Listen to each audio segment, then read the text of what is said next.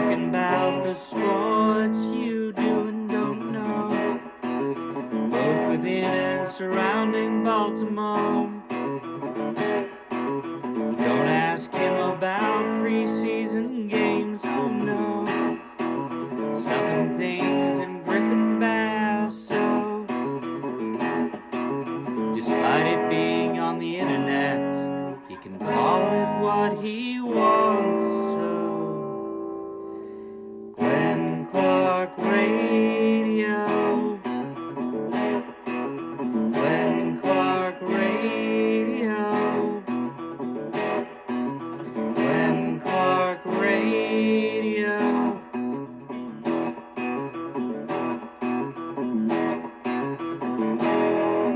Duke sucks.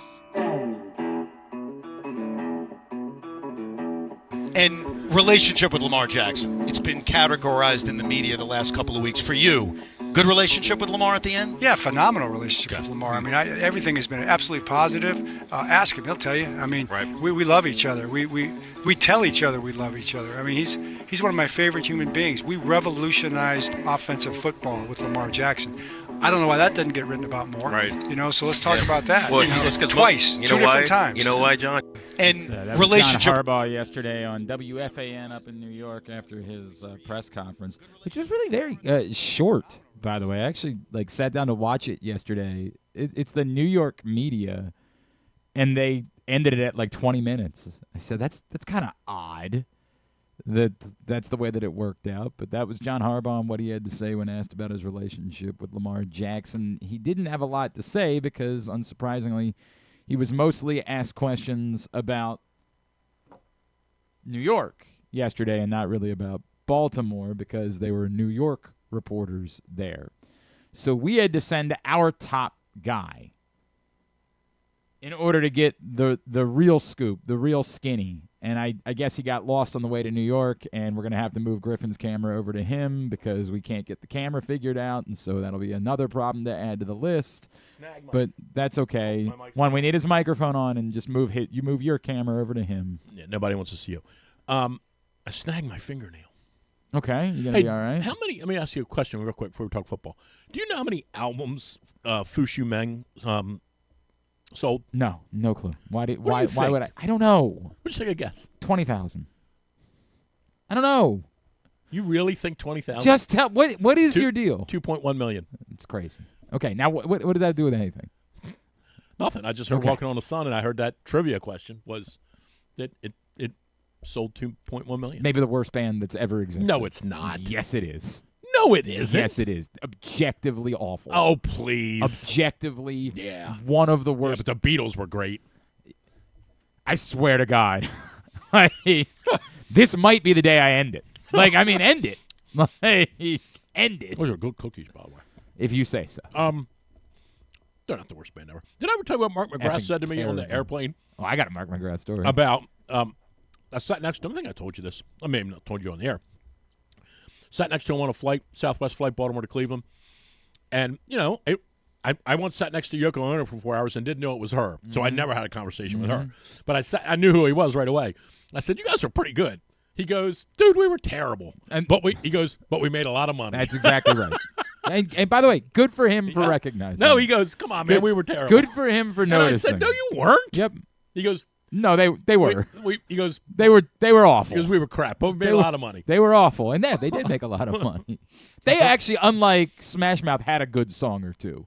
Smash Dude, Mouth Walking never on made the Sun's a great it's song. Terrible song. Oh, you're insane. It is one of the worst songs ever made, and it was actually the best song they ever made, and it's awful. You're terrible. God, What a bad guy you are. I had to go to a show once, and San Jose, California.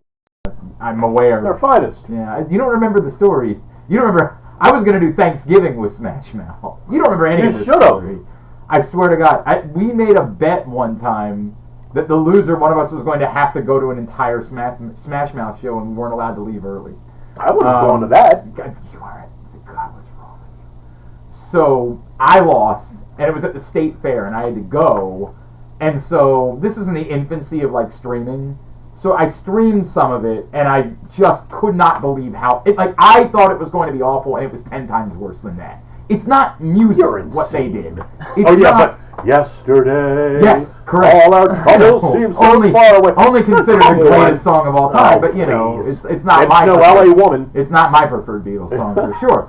That all being said, so I'm streaming it. I'm doing a lot of content about how terrible it is. That's not- I could not get someone to go with me because I would've that's gone. how. This is you. There are certain things that you should take to your deathbed, and the fact that you like Smash Mouth is one that should go to your deathbed. You should not be admitting that to other human beings. Bum bum bum bum bum. Yeah. What do you Bum, say? bum, bum. What do you say next? Oh, What's that? Maybe Michael Hutchins had a point. Like maybe you could see why it is that. I don't want to get into that too much. What is next on your Oh, list? the Son of Sam. Yes. The Son of Sam had some reason. Now wait a second. Michael Hutchins only hurt himself. Let's Right. be fair. He Right. didn't hurt anybody else. Right. But I Right. say all this to say. Let's talk sports. No, hang on a second. You shut up now. It's Yeah. still 2.1 million, dude. God. So Joke's on you. Those guys So- all drive Escalades. they reached out to me. Yeah. Well, no. Unfortunately, Steve's no longer with us. Oh. Yeah. Which one? The lead singer? The lead singer. He's dead? He's gone. From Correct. what? All right. I don't remember. I think he had cancer, maybe. I don't Oh, know. man, that's a bummer. Mike Florio is joining us later this morning. We'll look forward to that. Okay. He can try to trade Lamar Jackson to the Raiders. No, please. Don't these morons. You're going to say that to him? Yes. Say it to him? How about not today? How about just a different word? I'm okay with your point, and Open that I up agree for me. with I'm getting it. claustrophobic. What's wrong with you? It just bothers me when I can't see. So they started reaching out to like me. a dog. They started reaching out to me on social media, and they were like, You're the one, huh? They were like, Glenn, we saw you. You were jumping up and down and dancing. You're They the were one. really good. Whoever was Right. doing their social media was Right, really good right, at it. right, right. And they kept reaching out to me. Right. Like they wouldn't leave me alone for like a month. And I finally said, like, are we gonna have to do Thanksgiving together? I swear to God, they said back. If you want. Let us know if you want to come over. Like they loved the whole bit. I love so it. I hated that because I was like, damn it. Yeah, I wanted to hate you guys, and now, Yeah, right? now you're This- kind of this funny. really annoys me. Let's talk sports. All right. Caps. Oh, Kyle Schmidt's leaving Spalding. That's a bummer. I love Kyle Schmidt. Where's he He's going? taking a job on Mike Loxley's staff in Maryland. Good. All right. Hi. Hello. You went and talked to John Harbaugh. What did John Harbaugh have to say? Well, some of it I can't share. Well, wait, like what? Well, I mean, What some could of you it not was personal. share? Some of it was I personal. mean, personal. What? Some of it. You guys get into a fight again? Is that what happened? No. You Some guys, of it was he personal. tried to choke you out? But he said, Mm-hmm. well, he said thank you To who? to the fans, Well, what did we do? and he, Am I a fan? Do I count? I don't know. Am Were I you in this group? offended by the fact that he didn't say I Thank did not. you. I did not care. did you care? I did not care. A full and heartfelt thank you in all caps, to all the fans and friends of the flock who were wonderful for 18 years. We loved every conversation and every moment with every fan. It was always uplifting, and we are grateful for their support and enthusiasm. We had so many amazing moments together. We will always love Baltimore and all the people who make it special. Can you do it in his John, voice? John, no, I'm not good at that. John and Ingrid Harbaugh. It's lovely. So there you go. So it's a lovely thought for him to share. I mean, you're going to see something in the newspaper soon. I don't know if that's tomorrow or Saturday or Sunday or whatever. If it's in the newspaper, I don't know if people are going to see it. But you're going to see it. I mean, I might see it online or something like that. But I doubt that you're going to see a Yeah. more whatever you want to call it. You're going to see a wider probably message than my forum would have permit. But that was his first that I know of. That was his first formal. And what did you make of him? Did you make anything of it that he didn't go out of his way to say anything about the fans? Sure. You I thought made a lot of it. you thought that was direct and personal 100%. because He resented the way he was treated over the last 2 years. do you think he had a point?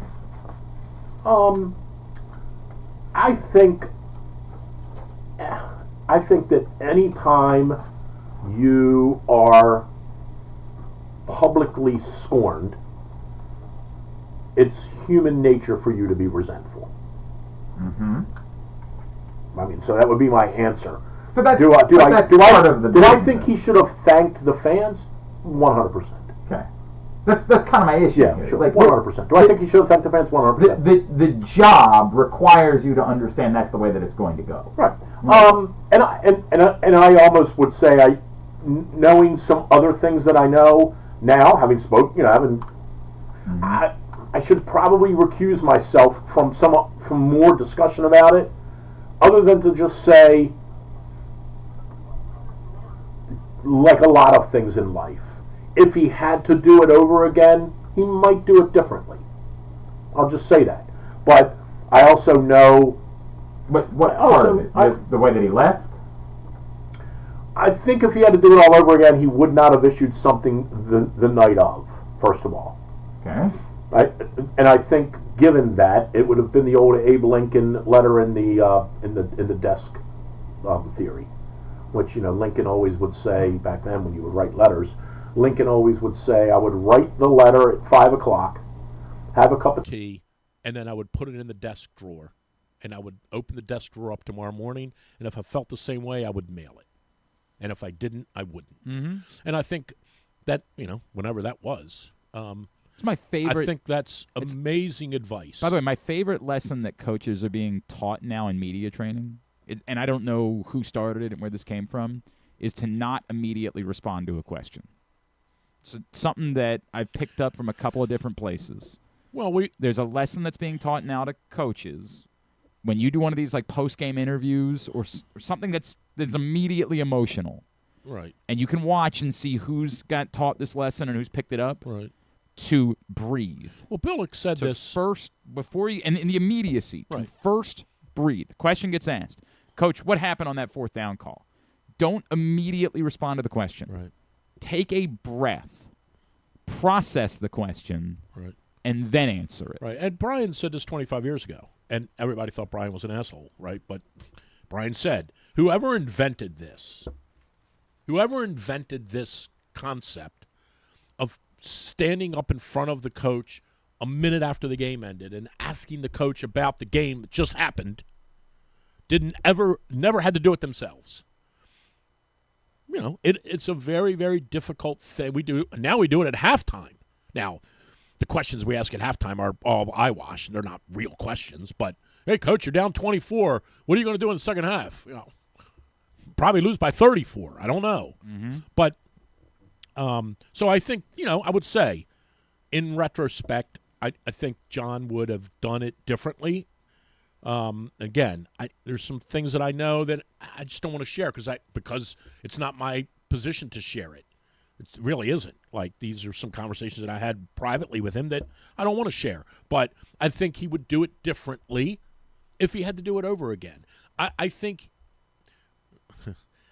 he wished it would have gone differently had the Ravens had the opportunity to do it all over again. So again, I'm saying stuff I shouldn't say, but it in the end, I think he knows the right thing to do, and this is really the message to John, I would say, from the fan base. I'm not trying to represent the entire fan base. The number of people in town who hate John and think John stinks and think John's an entitled whatever, and the number of people that are anti-John Harbaugh are a minority compared to the number of people who have an immense amount of respect for him and gratitude for what he did over 18 years. I don't want to put a percentage on it like 80-20 like the owner did 2 weeks ago or last week, but it's somewhere in that neighborhood that these people that you see on Twitter who constantly harangue him is a microscopic piece of the landscape. But when you are surrounded, it would honestly be like the next 5 people walking in here, and I'm being serious when I say this, so don't think I'm joking. The next 5 people that walk in here all said, Glenn Clark sucks. You would immediately say, everybody thinks I suck. No, they don't. Because there's 100 people behind them who think you do great work. Well, I don't know about that, but yeah, I get the point that you're trying to make. I mean, yes. so what happens is you get caught up in. It's human nature. You get caught up in this abundance of negativity, and you kind of can't see the forest for the trees. Well, and I do still think that there's sometimes that conversation goes deeper. I do think that there are people that believe that they have earned the right, and I think this is a very college football mentality. And knowing John and his family, that what we've done is earned the right that I am the king, in a way. this is the way that college football used to be. You could be at a place for forever, and just being the coach was all that really mattered. Bobby Knight. Bob Knight, Joe Mike Paterno. Krzyzewski. You know, to an extent, you can see this. Like, Dabo Swinney is dealing with this, where he's like, dude, I won you 2 national championships. Right, nobody cares. And you're giving me S about it? Right. Like, 'Cause you haven't and done he's it in 5 years. incredibly defensive about it, because in an era of college football, the one that he was familiar with, you won 2 national championships. You had the job permanently. Forever, right. Permanently. Right. Forever. Well, Digger Phelps was like that in Notre Dame. Sure. 100%, right?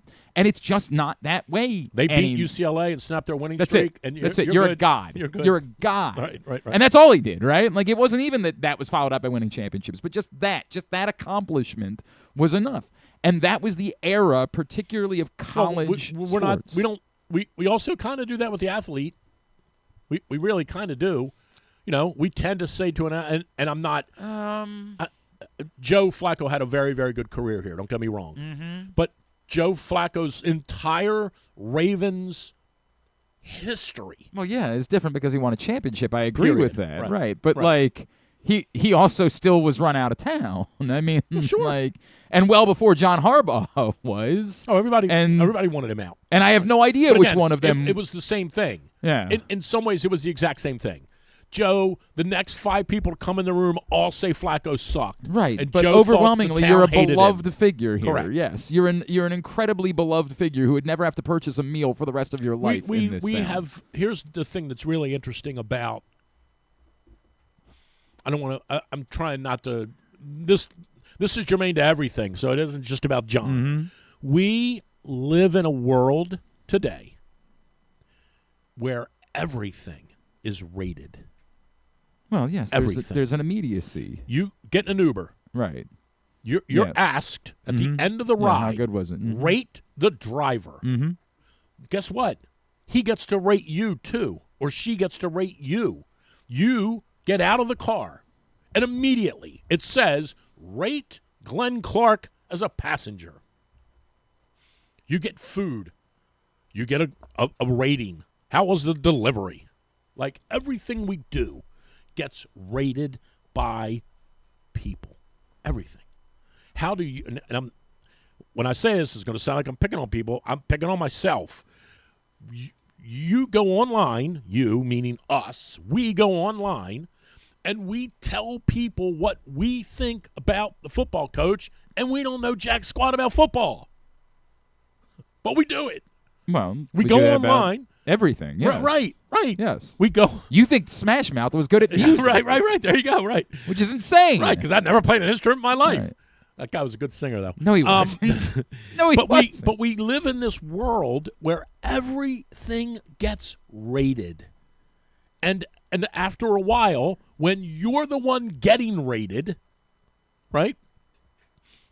It really starts to it starts to build up and grate on you, and I don't think it's a secret that it built up and grated on John, and in the exact same way that I think it built up and graded on Buck Showalter, and it built up and graded on Brandon Hyde, but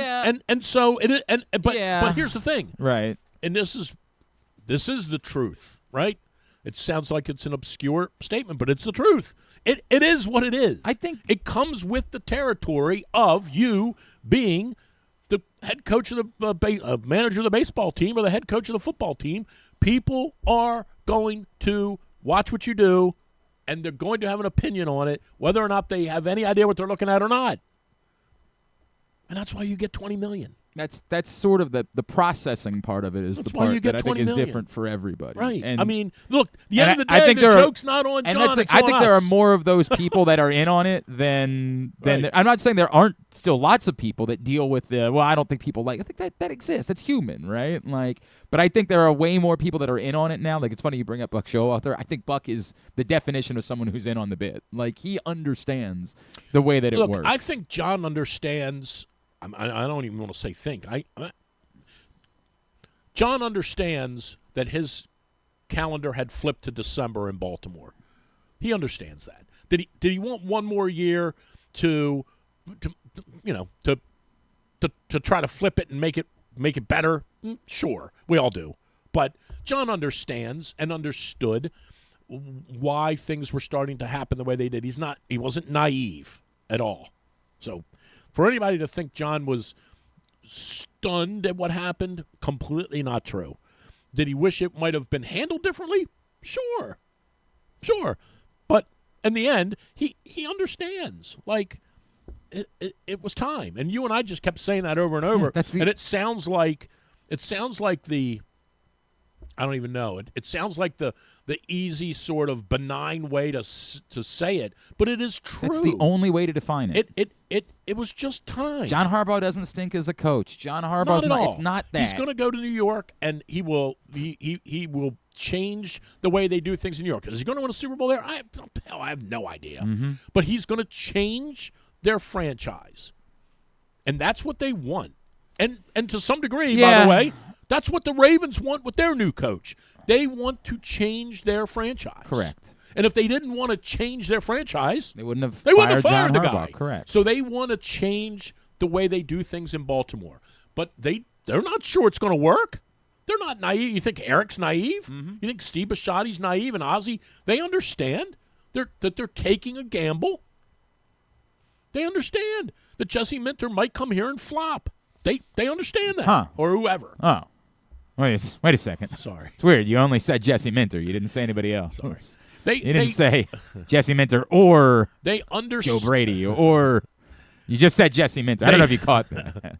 That was a Freudian slip. Okay. Well, yesterday you tweeted that it wouldn't be Jesse Minter because they could have hired him by now. I think that's an interesting. I think that's a very interesting viewpoint, right? And this was the analogy I used with somebody yesterday. You'll like this because you're a kisser.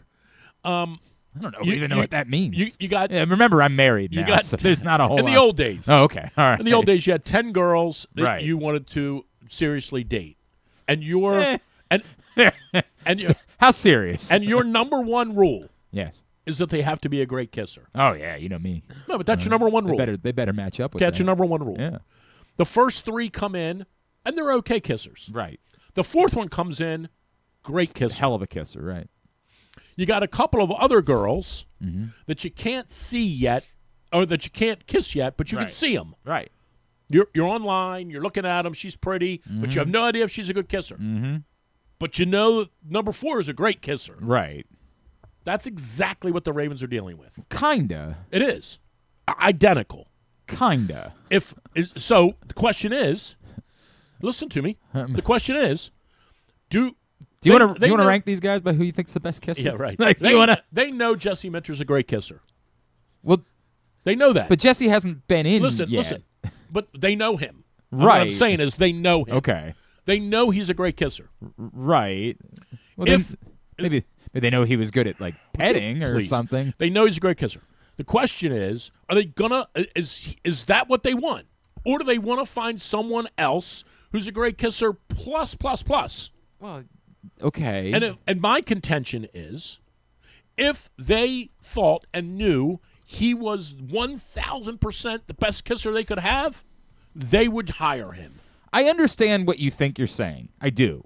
They would hire him. I understand what you think you're saying. I still And think this doesn't mean they don't think he's a great kisser. based on my understanding, that this is more about the way that Steve values the process. That Steve Maybe. is I think I know how to Sure. do this. Now, to be fair, Steve only has one example ever of doing this. Right. Like, it's part of the problem with Steve, like, trying to poke at Tony Dungy last week and saying, you doubt us? Steve, Well, you've you hired, only really want to know. yeah, you've hired one coach. Right. You've never actually done a general manager, sir. Right. Like, you've been involved with one significant hiring in football ever. And someone would say there's a lot of questions about the team president that you hired, right? Like, Steve has not earned the hubris that he – I get it. John Harbaugh worked. It was a good hire. There's no debate about that. But to suggest that, like, he has this special sauce is sort of like, no, you don't. So it's interesting you bring this up, right? You do have special sauce in Aerotech.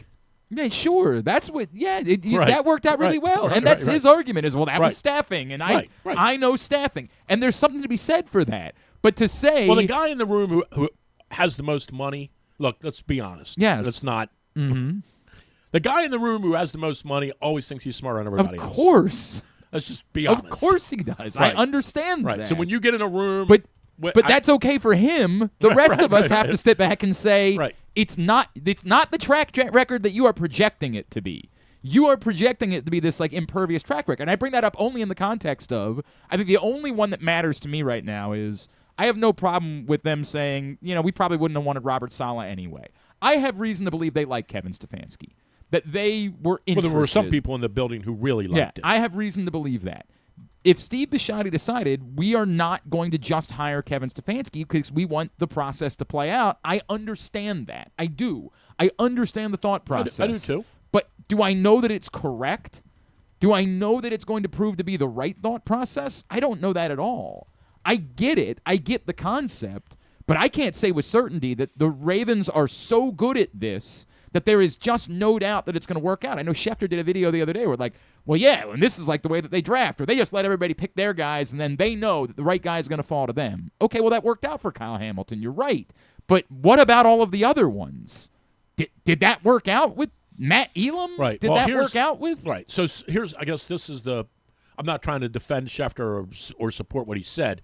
The people they've lost so far are totally water off a duck's back. The people that they've lost so far are not at all a concern to them. So okay, that doesn't mean they're right. Once well, maybe not. But once the first interview came and went, those three guys that they've lost all were already non-contenders. Are you including Stefanski in that group? Yes. Then that's the part that I would say I think there are definitely people within the Ravens that don't agree with that. Okay. Well, let me go back. I know there are people in the Ravens who really liked him, for sure. No question about that. Yeah. So, but again, when the initial round of interviews came and went, they knew he wasn't a great kisser for them.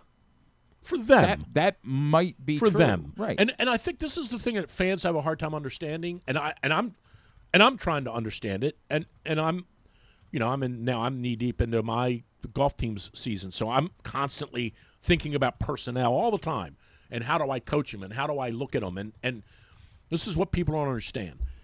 Just because the Ravens say we don't think this guy's a great fit for us, doesn't mean he might not go somewhere else and be a great fit somewhere else. Robert Saleh might go. But it also doesn't mean the guy they're going to get is going to prove to be the right fit for them either. Right. I got to get a break before we talk because I want to make sure we have some stuff lined up here. Mike Florio is going to join us. Drew Forrester is here. It is a Wednesday edition of Glenn Clark Radio. Get in the game with Volo Sports. With over 15 sports to choose from, join a league or grab a Volo membership for discounted play, free daily pickups, fitness classes, and exclusive events. But the best part? A portion of every league fee helps the Volo Kids Foundation provide free sports to over 5,000 kids across Baltimore City each year. Don't miss out. Early pricing for the winter season ends December 12th. Final registration deadline is January 15th. Sign up now at volosports.com/Baltimore.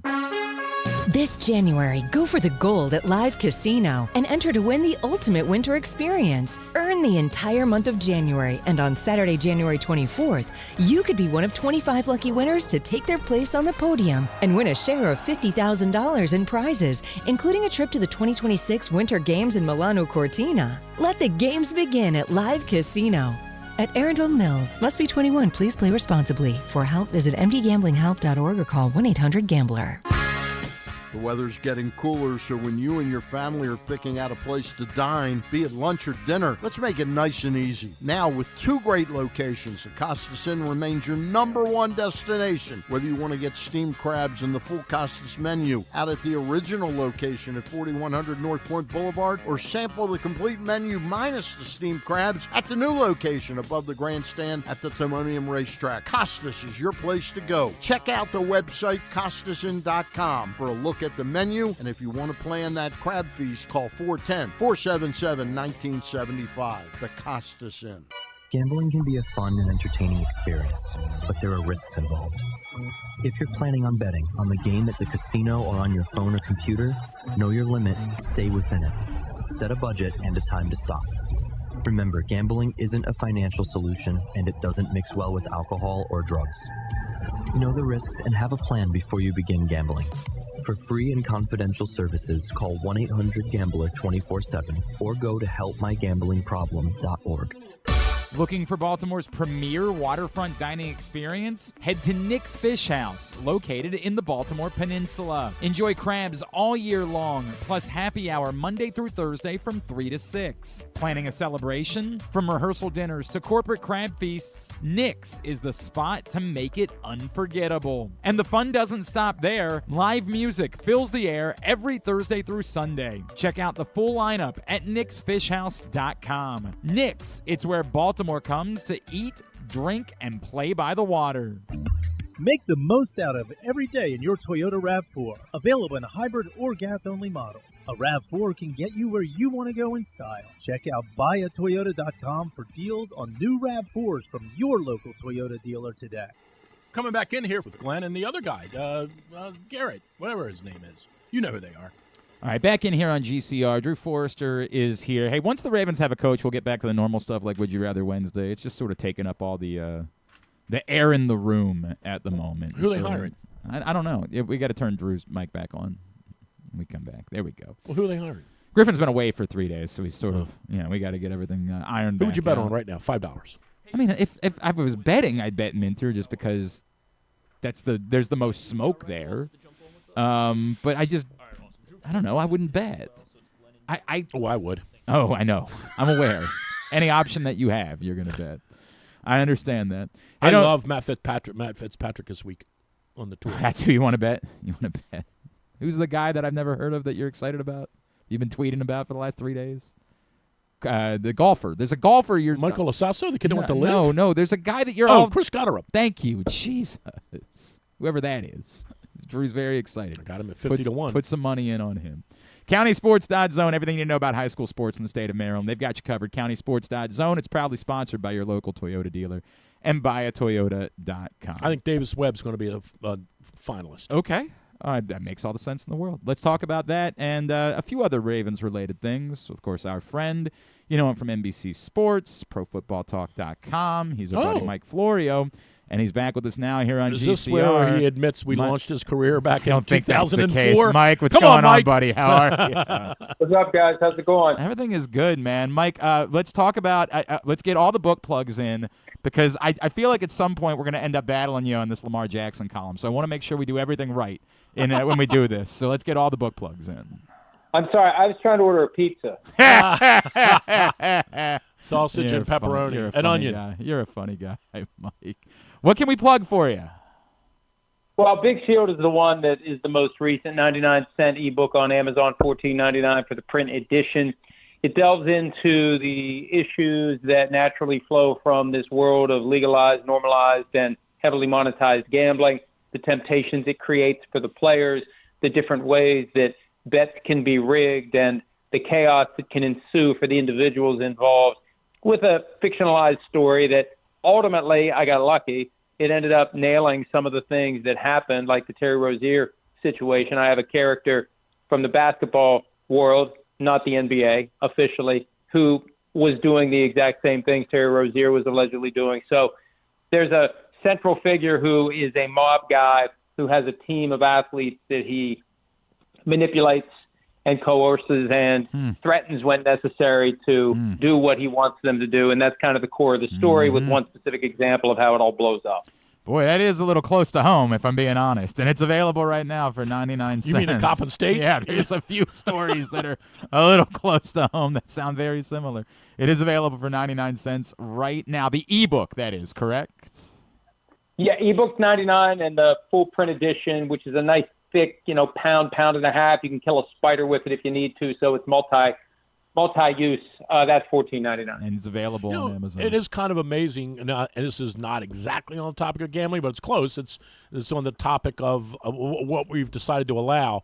It is amazing how college sports has gone from 0 to 100 in like 6 years. Oh, it's you couldn't give somebody a free cheeseburger in 2017. Now you can give them a restaurant.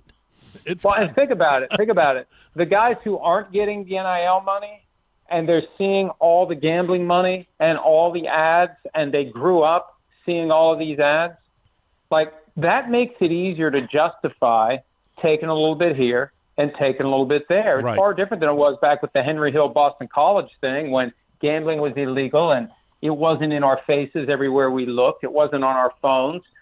And the guys who were shoulder to shoulder with the college athletes weren't making millions of dollars while these other guys are getting nothing. So there's a lot of ingredients in this toxic stew, and I think it's going to lead to more problems. And every time I hear about one of these scandals, I think, what else is out there that we don't know about, and what else is out there that they don't know about? That's a very good point, Mike, and I hate the fact that you're right about that.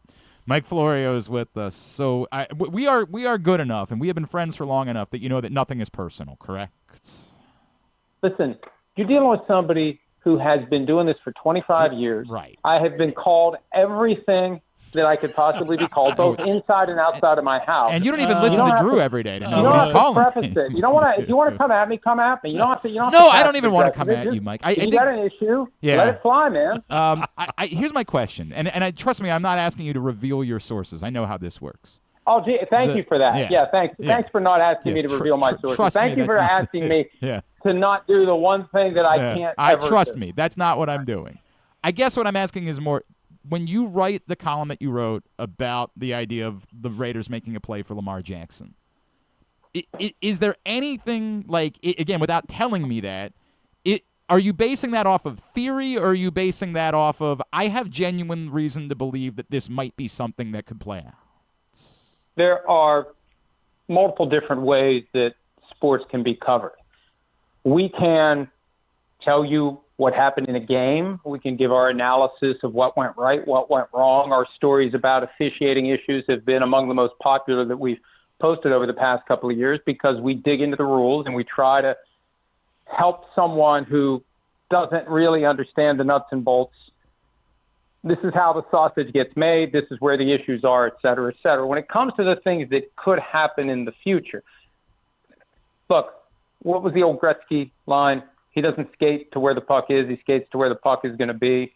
We try to take you to where the puck possibly will be. And that means turning over stones. That means being very candid about our own thoughts, informed by things we hear that aren't yet in a position where anything can even be reported in a classic sense. But I'm plugged into a matrix of individuals that span the entire league, coaches, players, agents, other people on the periphery who are in a position to interact with folks and talk to people and hear things and different ideas that we have. Some of them are ideas I just come up with. Some of them are informed by the tea leaves that are out there. And one of the tea leaves that's out there as it relates to what you're going to ask me about with the possible trade of Lamar Jackson to the Raiders, I don't think it's an accident that Mike Preston, in his column that started a firestorm nationally and locally about Lamar Jackson, mentioned two possible trade destinations, the Dolphins and the Raiders. And we know the Dolphins can't happen because of the cap consequences they're going to be absorbing for Tua, so that leaves the Raiders. And there's just a lot of threads out there that you can tug on.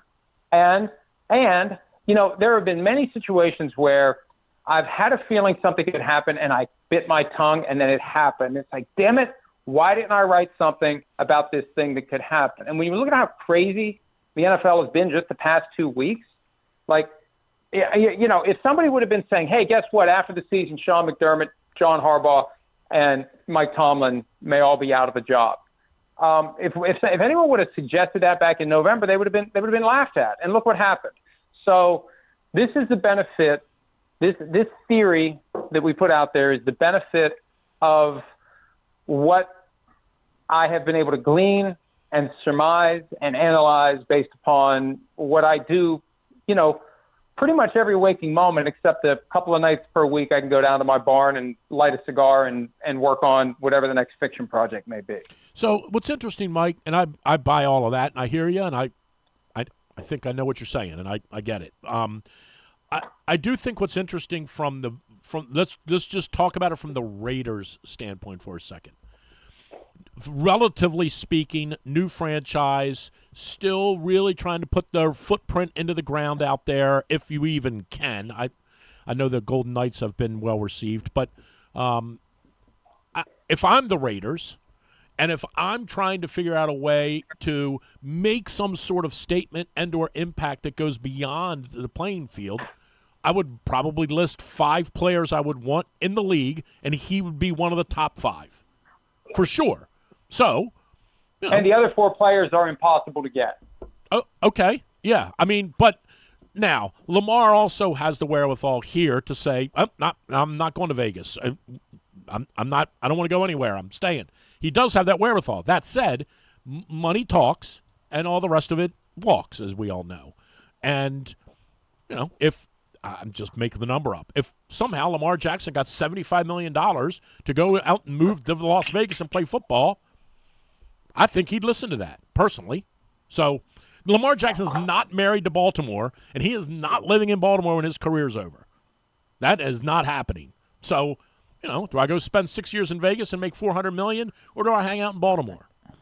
So I'm not saying there is something to it or not. My guess is the Ravens are not interested in trading Lamar Jackson. That's my guess, period. But I could see where the Raiders would definitely be interested, and I could see where Lamar would potentially be interested. I don't think the Ravens are, but that's just me. Let me back up a step. Because you're making a lot of good points. The Mike Preston column, okay, and you can apply to everything he wrote the same questions you're asking me. Are you reporting things? And are you surmising things? Yeah. And now Preston's column had nuggets in there that were items of reporting that were never reported anywhere, but they're subsumed within his column. But I'll tell you this, based upon my own fact gathering in the aftermath of the Preston column landing, I believe, they don't know because they're never going to tell us this, I believe the Ravens would like to get calls for Lamar Jackson so they can assess whether or not anything's out there. And as of a month ago, I didn't think anything was going to be out there. Remember, he was available 3 years ago under the non-exclusive franchise tag for 2 first-round picks, and nobody called. Nobody called. Now, maybe that was fumes of the collusion that was happening that resulted in a mixed ruling for the NFLPA involving Lamar Jackson and 2 other quarterbacks, where there was an effort post-Deshaun Watson from the league to tell teams don't do these fully guaranteed contracts. But nobody called him then. So maybe nobody will call now. Well, in that last month, that's when this whole possibility of the Raiders making the call came up. And there's a lot of stuff that would have to happen. You got to make the Ravens happy. They got to be willing to part with Lamar Jackson and have a plan for moving forward at quarterback. And you better make Lamar Jackson happy. You better be able to communicate with him. You got to get him on the phone. You got to get him to work out a contract. The Raiders aren't going to trade for a contract that only has 2 years left with a no-tag clause on the back end. They're not going to give up significant draft compensation for 2 years with Lamar Jackson. They're going to want 5, maybe more. So there's a lot of pieces here. But what changed for me between the middle of December to the middle of January was, and I think the key to all of this is Tom Brady. He can no longer avoid the scrutiny for how bad the Raiders are. He somehow pulled it off last year. When it was reported by the Las Vegas Review-Journal, this is Tom's show now, and he was instrumental in all the moves they made, and then the team was a total disaster, and nobody blamed him except for me. This year, he's not going to escape it. And the thinking is they got to make a big swing. And I saw somebody report that their days of making big swings are over. Well, let me know when their days of making big swings began. Mm-hmm. Surely Geno Smith wasn't a big swing. We were talking about that today. That's more like an infield single attempt with a bunt. All due respect to Geno Smith, that's not the kind of big swing you make that is going to vault your team into relevance. Lamar Jackson is the kind of big swing, and, whether it's Josh Allen, Joe Burrow, Patrick Mahomes, Myles Garrett, whatever, not that Myles Garrett would be one of them, but, somebody that would create widespread excitement and sizzle, the only guy that there's even any reason to have a conversation about by way of a guy that you could maybe land is Lamar Jackson. None of the other star players of the NFL, the faces of the league, none of them are going to be available. One is, potentially. I'm not saying he is, but there's only one to explore because there's enough smoke out there that if you're looking to make a big swing and get a star player, that's the guy you make a phone call about. Let me follow up on 2 things. Mike Florio with us on GCR. One, I don't put as much credence into Mike Preston's column as you do based on what I know, and I would only say that just because a lot of that was weaponized stuff that a lot of us had heard over the years, and it was being suggested as though it was happening currently, right? Like the stuff about the video games, that was from like 5 years ago. It was a weaponized thing, and I can tell you that there's no doubt that the leadership of the Baltimore Ravens is not planting things with Mike Preston, of all people. Like, that's not a thing. We could talk about that more. But I would add to that, like, the weird part of this is if there's a scenario where Lamar Jackson just won't do the contract, like just says, I'm not doing it, I've decided I'm not redoing my contract, then I think absolutely the Ravens have to consider. There's no world where the Ravens can just say, all right, then we'll just push all the money and we'll set ourselves up for failure. But the other side of it is you just fired a coach because you couldn't win a Super Bowl. Is the solution to then winning a Super Bowl to then be in quarterback purgatory? Like, that's the part that just comes off as utterly crazy to me in all of this. Well, I don't know that it's utterly crazy if you have a plan for quarterback. They're not going to announce. Here's the thing you have to keep in mind. The Ravens, and no properly functioning NFL team is ever going to announce to the world what it's secretly planned. But every team has strategies on top of strategies and plans and contingency plans. And, you got to look at the bigger picture with the Lamar relationship. And at the core has been this communication problem that is fueled in large part by the fact that there's no intermediary. Sure. There's no one that the Ravens can call to talk to and get on the phone immediately and have a thorough conversation about a contract or anything else they're concerned about. He's given up $1.5 million the last 2 years by staying away from the offseason program. I'm sure the Ravens, regardless of how long ago the video game thing was, I'm sure the Ravens would love for him to be there this year with a new coach for the offseason program. So I think there's just enough there that it's fair to raise the question and monitor what happens. And if it never happens, that doesn't mean it was never going to happen. But it's fair to monitor and watch. And I think one key factor in all of this, Steve Bisciotti mentioned it during the press conference from last week when he said, Lamar's going to have input, but I have the power. And there's an irony in that comment because Lamar has far more power over this broader relationship than maybe even Lamar realizes because of his ability to say, I'm here 2 more years and then I'm gone, guys. Sorry, don't want your contract. I want to be a free agent in 2 years. And that's that. He has that power. Who they hire as the head coach, I think, is the next major factor in all of this. If they hire a former head coach who's an offensive specialist like a Mike McDaniel, I think he looks at the situation going forward one way. If they bring in a first-time head coach who's a defensive guy like Jesse Minter, I think Lamar may react to it a different way. Who they hire and how that new hire is going to be in a position to help him get to where he wants to be. Because this isn't just a failure of the Ravens. It's a failure of Lamar Jackson. It sticks to him. It's part of his legacy. So the next coach and how much he really is involved, I've seen no reporting about how much he's actually been involved in this coach selection process. That would be important information to know. Is he being responsive? Are they reaching out to him? Is he involved? Nobody knows. Nobody said. Nobody's reported it. So that's the next big piece of this, what they do at head coach and what Lamar thinks of who they ultimately hire. And again, he doesn't talk to anybody.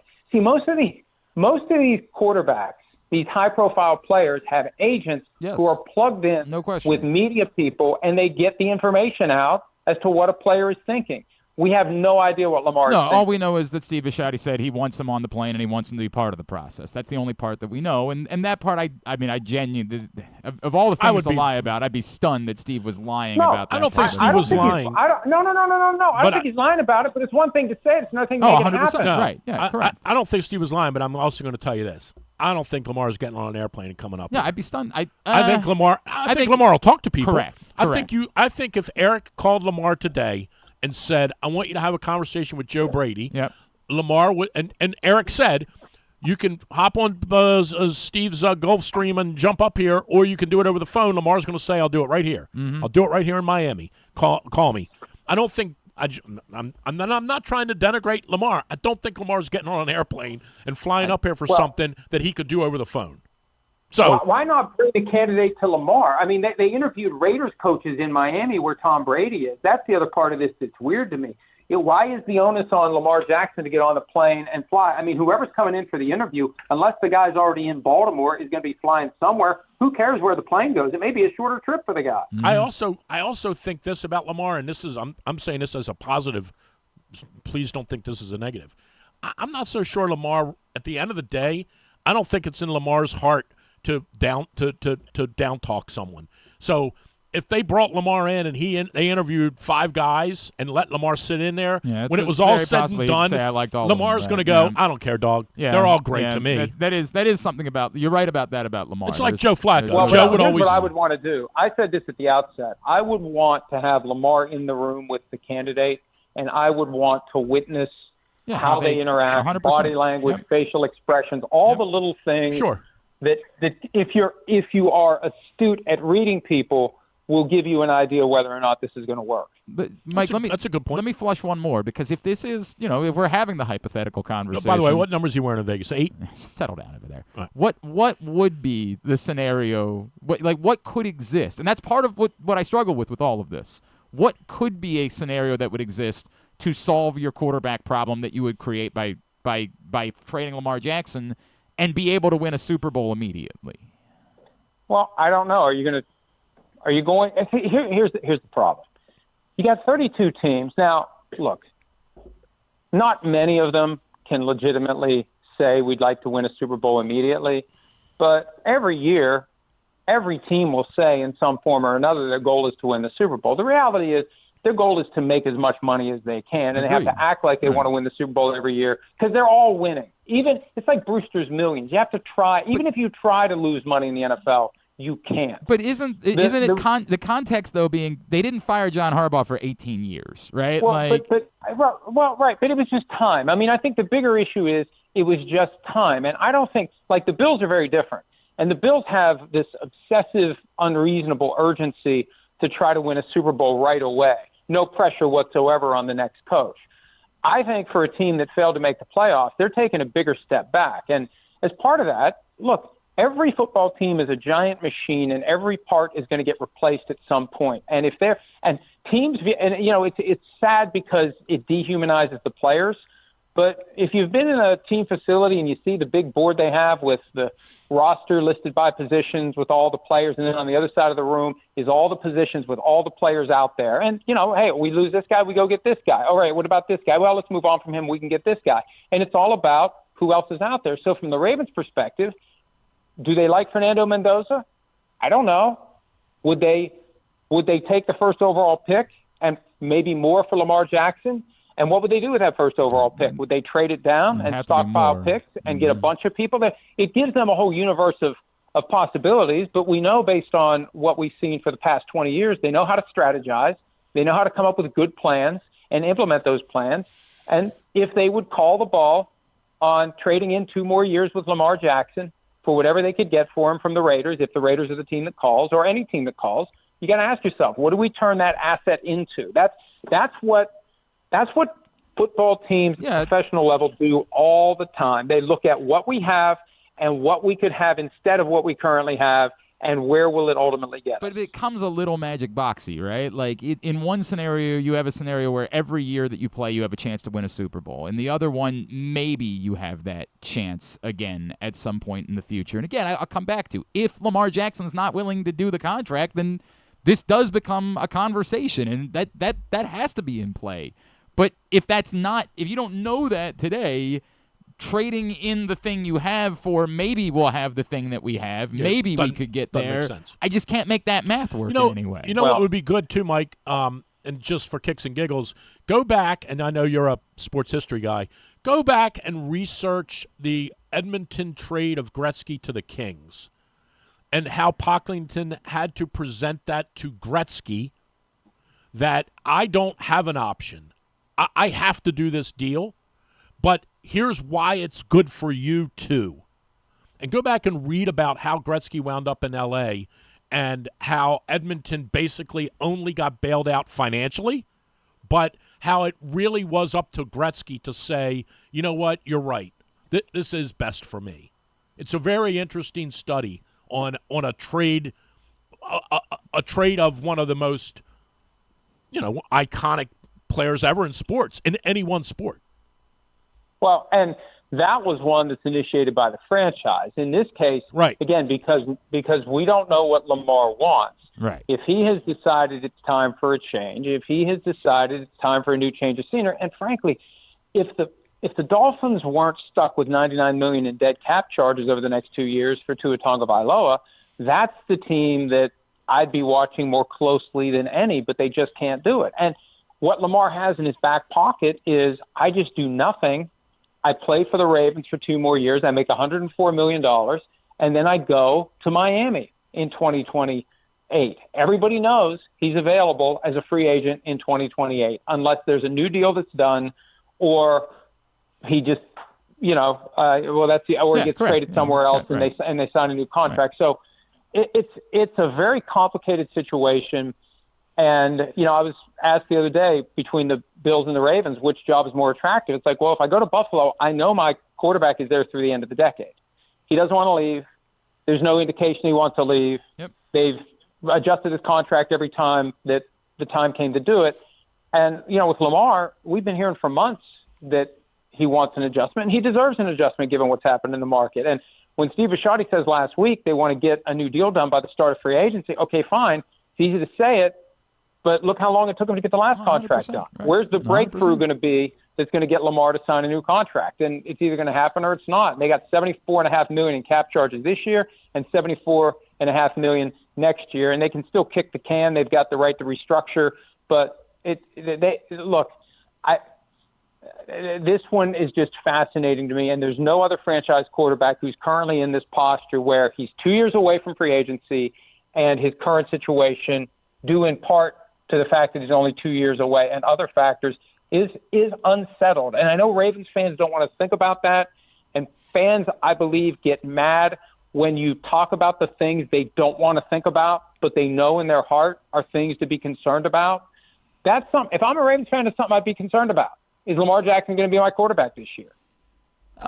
That's an interesting. I would say that we could get there. I don't think I'd be concerned yet, but I get it. I do get it, what you're saying. I still think I can't make the math work, again, short of finding out that he really doesn't want to do it. And if that's the case, then we have a completely different conversation.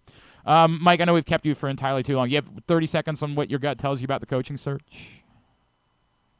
Oh, I have no idea. I have no idea. The Ravens, as I said earlier, they keep their cards close to the vest. But I really do think that is the next key.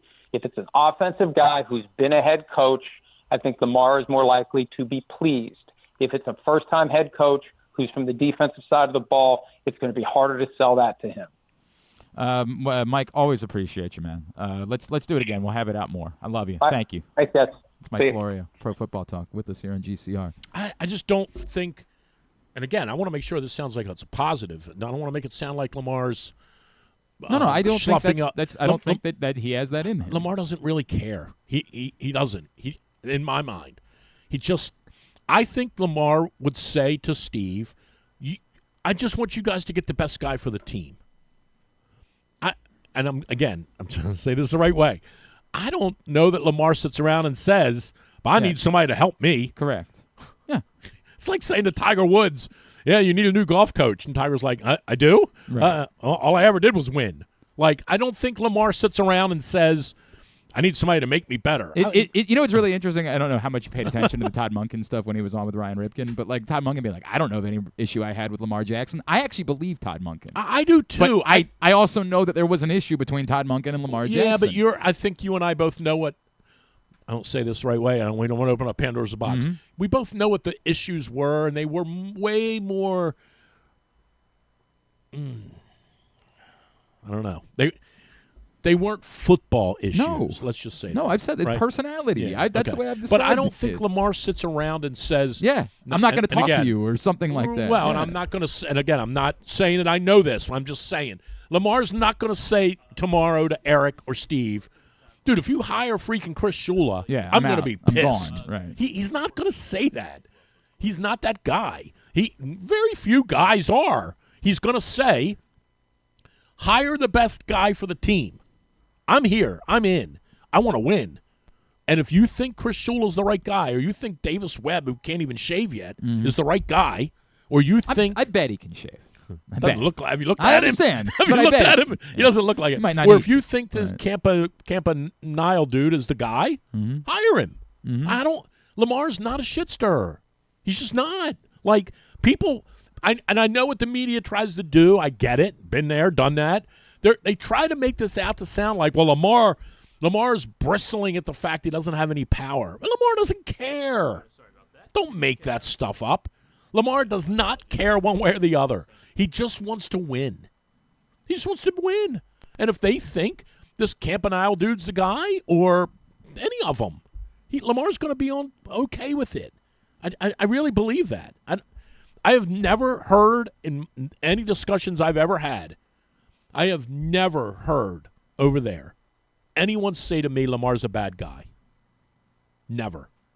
No matter what Preston writes about falling asleep here, doing this here, video games. Mm-hmm. Did Lamar fall asleep in a meeting? Yes. Yeah. Has everyone fallen asleep at some point in a meeting? Yes. Has everyone checked their phone in a meeting? Yes. Yes.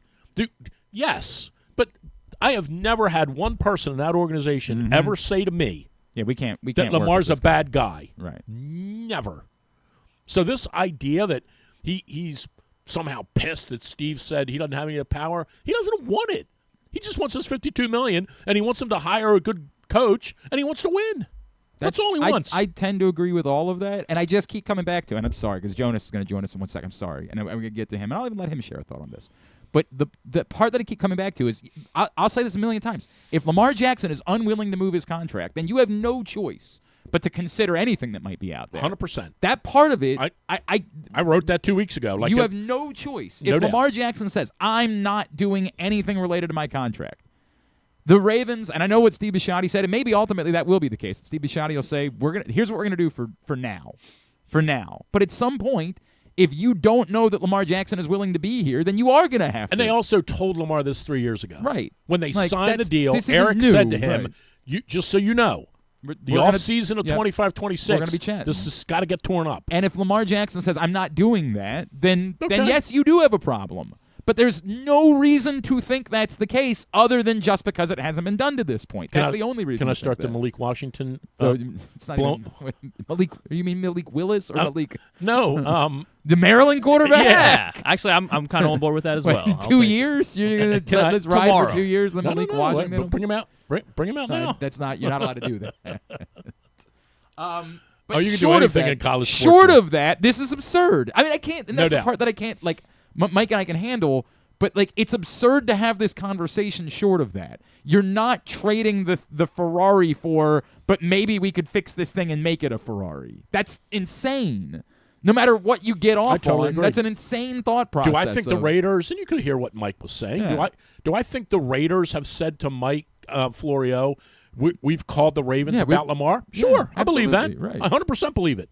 I called Jessica Alba once and asked her if she wanted to go. And by the way, I actually believe the part where he says, I think that the Ravens want to know that there are offers there, because if they can't get something done with Lamar, they've got to know what the temperature is. I believe all of that. I do, but short of that, it's absurd. Hey, we do have Cooper Rush. That is true. They do have Cooper Rush. All right, I'm so sorry to Jonas Shaffer.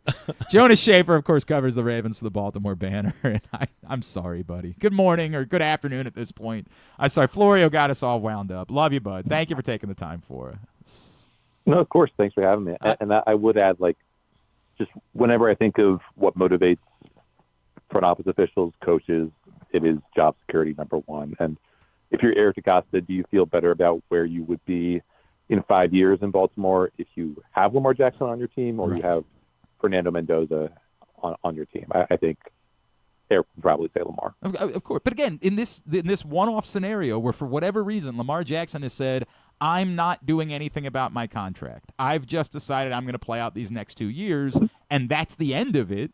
Then you do. To me, you have to have conversations about what that means and what you do at that point. But that's the only scenario where any of this to me is relevant whatsoever.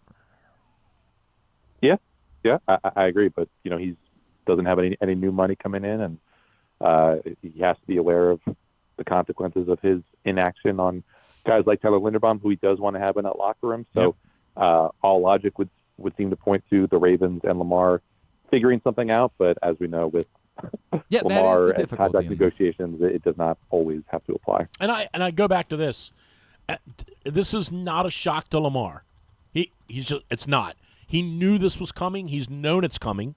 And the one thing I guess I would agree with Florio on, and you, Jonas, you may have talked to Glenn about this before, is the absence of an agent with Lamar. this is the one occasion when it does potentially, and I don't want to say hurt him, but it does change the landscape a little bit because you don't have someone that you can rely on to get the information to Lamar. Lamar's known this was going to happen for 3 years, but maybe he forgot. I don't know. Like, he's known 3 years ago, Eric said, hey, in 26, man, we can't give you $75 million on the cap. We just can't. So I'll see you in 26. Right. So if you had an agent, it would be it's way easier. It would be way easier to complete this task if he had somebody you could rely on. That's all. And it's a very different scenario from the last time when we were all wondering when exactly a new deal was going to get done, because Lamar's cap hit this year is very, very different from what it was at the end of his rookie contract. Correct. And that is the sticking point in all this. Correct. Jonas, what do you feel like you've learned from how this process, the coaching search that is, has gone to this point? Is there anything that you feel like it's interesting because you were the one who asked the question of Steve Bisciotti about what might be disqualifying, and his answer led us to this belief that it was going to be a second-time head coach, and the process has maybe suggested that might not be the case. So what have you gotten from the way that this has played out these last couple of weeks? Yeah, I mean, I think I've been impressed by just how many people they have interviewed. I think that's always a good thing. You could say that the Ravens have been one of the more cutting-edge franchises in the NFL in terms of what they do behind the scenes, in terms of what they do on the field with their schemes. That they want to be a first-class organization, and even though their playoff results and their results this past year have not been first-class, I think there's always a motivation to talk to as many people that you admire as possible and get their insights. And whether that's a Darren Rizzi or a Kevin Stefanski or a Joe Brady or Anthony Weaver, like you can never really go poor just making conversation with these very, very smart people. So I still, am a little bit in the dark as to where exactly they could go. Who knows how this week will go, and if nothing actually happens this week, what that means for next week with the guys who are in the championship games and who might be in the Super Bowl, and the holding pattern that could put the Ravens in terms of hiring out staff and everything. But just in terms of process, like with so much that the Ravens do, I think it has been strong and considered. But there have obviously been drawbacks. Like if they had a head coach by now, maybe that there was a chance that they could have Mike McDaniel be their OC by now. But I just think that they've been going about this the right way, and it's possible that they hire a coach who doesn't really move the needle that much, because if it's Jesse Minter, well, he's not really playing a defense all that different from what Zach Orr does. Or if it's Anthony Weaver, then it's a guy who's just a different kind of Harbaugh with the kind of culture setter influences that he'll have and the player first mentality that he'll bring. So a lot of coaching searches end with hires that are diametrically opposite from the guy that they fired, but you get the sense that there's a possibility that, in fact, this is going to be more along the lines of, closer on the spectrum to the old guy than, you would normally expect from a process like this. Jonas, a couple of things that you bring up in there are really interesting to me, because I think people overreact to like the betting markets, when the betting markets in this particular instance in a coaching search are really kind of irrelevant and just tend to be based on like, hey, there's this connection that we're aware of, so that's the reason why the market is set that way. But the Minter thing is interesting, because Drew brought up earlier, like you know Jesse Minter. Like there's nothing really more to learn about Jesse Minter. If you are enamored with Jesse Minter, why not just hire him, right? Like, why not just go ahead and say, that's the guy, let's hire him? And I go back to, it does really feel like this is, and you allude to, Steve Bisciotti believes that he has the secret sauce, that this is the process, and this is the way it goes when you need to hire a coach, and maybe that's the right thing to do, but it just seems like that's the way that he operates. Like, this is the way to hire a coach, whatever that means, whatever that costs you, you deal with it. This is the way that you go about hiring a head coach. Yes. So what's the question there? Sorry, I apologize. Do you buy that this is just about the process specifically, playing it out, doing this as long as you possibly can, and making sure that you don't give any favor to any one particular candidate? Yeah, I mean that is going to be the tension here. Just whether like the fact that if you hire Jesse Minter tonight or tomorrow night, you are taking off the possibility of ever having brought in a Nate Shieldhouse and knocked you off, knocked your socks off with an in-person interview. Like that is something that might be at odds with the Steve Bisciotti philosophy of hiring the best guy by reviewing all the applications possible. I don't know, there is some arrogance within the Ravens franchise because of just what they've been able to do and how many nice things people say about them. And maybe that arrogance could lead them to hold off on making a hire a little bit longer because, well, there's no way that Jesse Minter could possibly, turn us down if, wait to,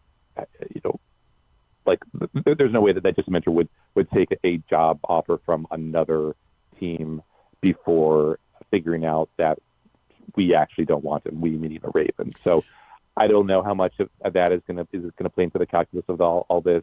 Obviously, you see the athletic survey that has the Bills job ahead of the Ravens job, which I still pretty strongly disagree with considering the result of today's press conference.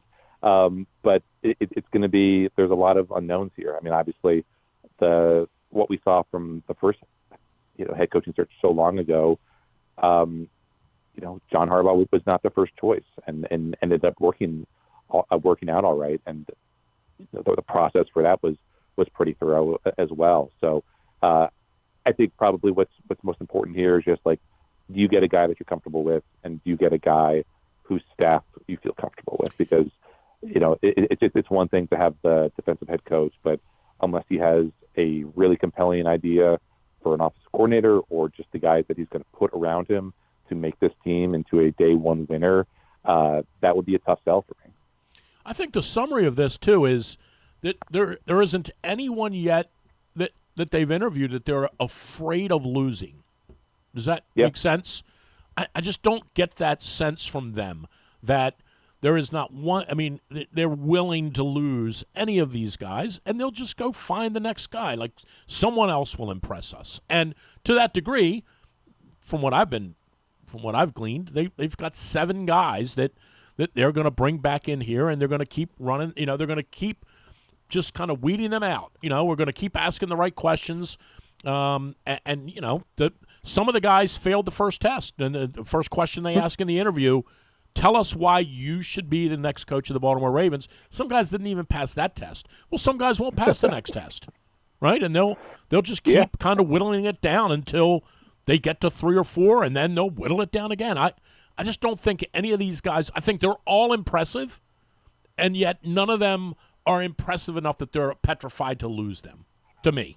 Right. And you look at the landscape out there, the Cardinals aren't going to be a domino that tips the Ravens in any direction. The Raiders aren't going to be a domino that tips the Ravens in any direction. The Steelers, if they've narrowed down on Mike McCarthy and Brian Flores, as has been reported, then that's not really going to affect the Ravens. The Buffalo Bills are so far behind the Ravens in their own coaching search, and it looks like they are also targeting different kinds of coaches than the Ravens are. So, it would be foolish to say that the Ravens are in the catbird seat because we don't know what's motivating these candidates. We don't know what's motivating their agents. We don't know the kind of money that's being thrown around here. But you would expect the Ravens not only to have, the best opportunity here to come in and win, but they're probably going to pay a lot of money, and they're going to be willing to pay a lot of money for the coaching staff because that is how Steve Bisciotti rolls. He is, fully invested in having this staff and having this franchise be as close to first class as possible. And so I think that all of that would make it very, very tough for me if I'm Jesse Minter and I have an offer from, let's say the Cleveland Browns, and I'm waiting to go back on the Ravens. I would be willing to say, your kind of fake deadline that you're getting from Andrew Berry and Browns ownership, I'm not really threatened by it. Like I know I have all the leverage here, and I want to see what the Ravens are going to have to say, whether that takes 5 days, 10 days, whatever. Yeah, if you lose out on the Browns job, it's not You'll like probably it's be not all a right. You'll probably be back in the it's mix not a next big year gut for punch. whatever the job. But you don't want to tell the Browns that. Correct. And I want to ask this actually of both of you before I let you go, Jonas. What did you make of the reports yesterday that the Ravens are blocking Chris Horton and Anthony Levine from lateral interviews? Because that really kind of doesn't make any sense to me on both ends, that you're so protective of Chris Horton, or that you would want to force whoever your coach is to keep not be able to completely build his staff. I didn't understand that. Can you make any sense of that? I think it's just the smart thing to do, even if it is the even if it's the mean really thing to do, right? Yes. Just because I know there are a lot of Ravens fans who probably hold it against Chris Horton for how the 2024 season went with special teams, and might look at how this past year ended with the Tyler Luke miss. But I do think this is a guy who basically every year before then was in charge of a top 5, top 10 special teams unit, and obviously the John Harbaugh influence had a lot to do with that. The Eric DeCosta investment had a lot to do with that. But I do think he's one of the better special teams coaches in the NFL. So, if you are saying, John Harbaugh, you're going to have to wait until we figure things out here, then that would make sense to me. He does have just like some connective tissue to this. He's a guy who I guess could come in and be coach agnostic. Like, you don't really have to have a special teams philosophy that aligns with the head coach in the same way that you would if you were an offensive coordinator or defensive coordinator or whatever. Like, special teams, scheme kind of fits wherever you put it. So that would make sense. And then CoCap, for the same reason, like he's a guy who kind of connects you to that previous generation of Ravens players. He obviously did great work with the Ravens Gunners this year. And if you're kind of keeping, Chris Horton here, then you might as well try to keep, one of his kind of underlings or understudies as well. So I think it's just, an acknowledgement that we have guys in here that we really like. We're not going to make it easy for other teams to pluck them for lateral moves until we have things settled. They're under contract, so why would we do anything to make our jobs any harder than it needs to be, depending on however this coaching search ends up rolling out? I mean, I think that's 99.9% spot on. I'm not saying that they're doing this to put a booger on John's back, but they're also not in the business of helping John anymore. And that ship has sailed. And if John has, through the grapevine, somehow whispered that he'd like to bring Chris Horton up there, or he'd like Anthony Levine, the Ravens are 1,000,000% not going to allow that. Now, the new coach to come in, the new coach to come in might say, don't want those two. But in lieu of that, the Ravens are not in the business of helping anyone. Period. Right. And I also think the players matter. I think the players matter. And I think the players were, this from being around, and the players were overly fond of Zach Orr. And so when the players say we think Anthony Levine's a great coach, we want him to be around, that does hold some water there, I think. Right. And, it's easy for us to make a mountain out of a molehill, but I don't know if you guys have talked about or listened to the WFAN interview from yesterday that Harbs did, but they asked him like straight up, hey, was Steve Bisciotti's recommendation, like he talked about in that in his press conference, I guess a couple weeks ago at this point, 2 weeks or last week, I forget exactly when it was, did he tell you to go to New York? And John said, Steve didn't tell me anything. Not at all. And, right. Right. We know that could have been just a bald-faced lie from either party, but it seemed like there was a little bit of tension there. If you're kind of reading between the lines there, and it may be because John is already feeling like he's not getting what he wants or what he thought he would get, as he kind of consults his old friends in Baltimore about, hey, do you want to come up and join my staff? Jonas, what is it that you have coming? I assume it's just more of this, right? Just monitoring the way this guy. I know you wrote about John Harbaugh's press conference today. What else is coming at the Baltimore Banner? Yeah, I mean it's a weird. Never had to hire.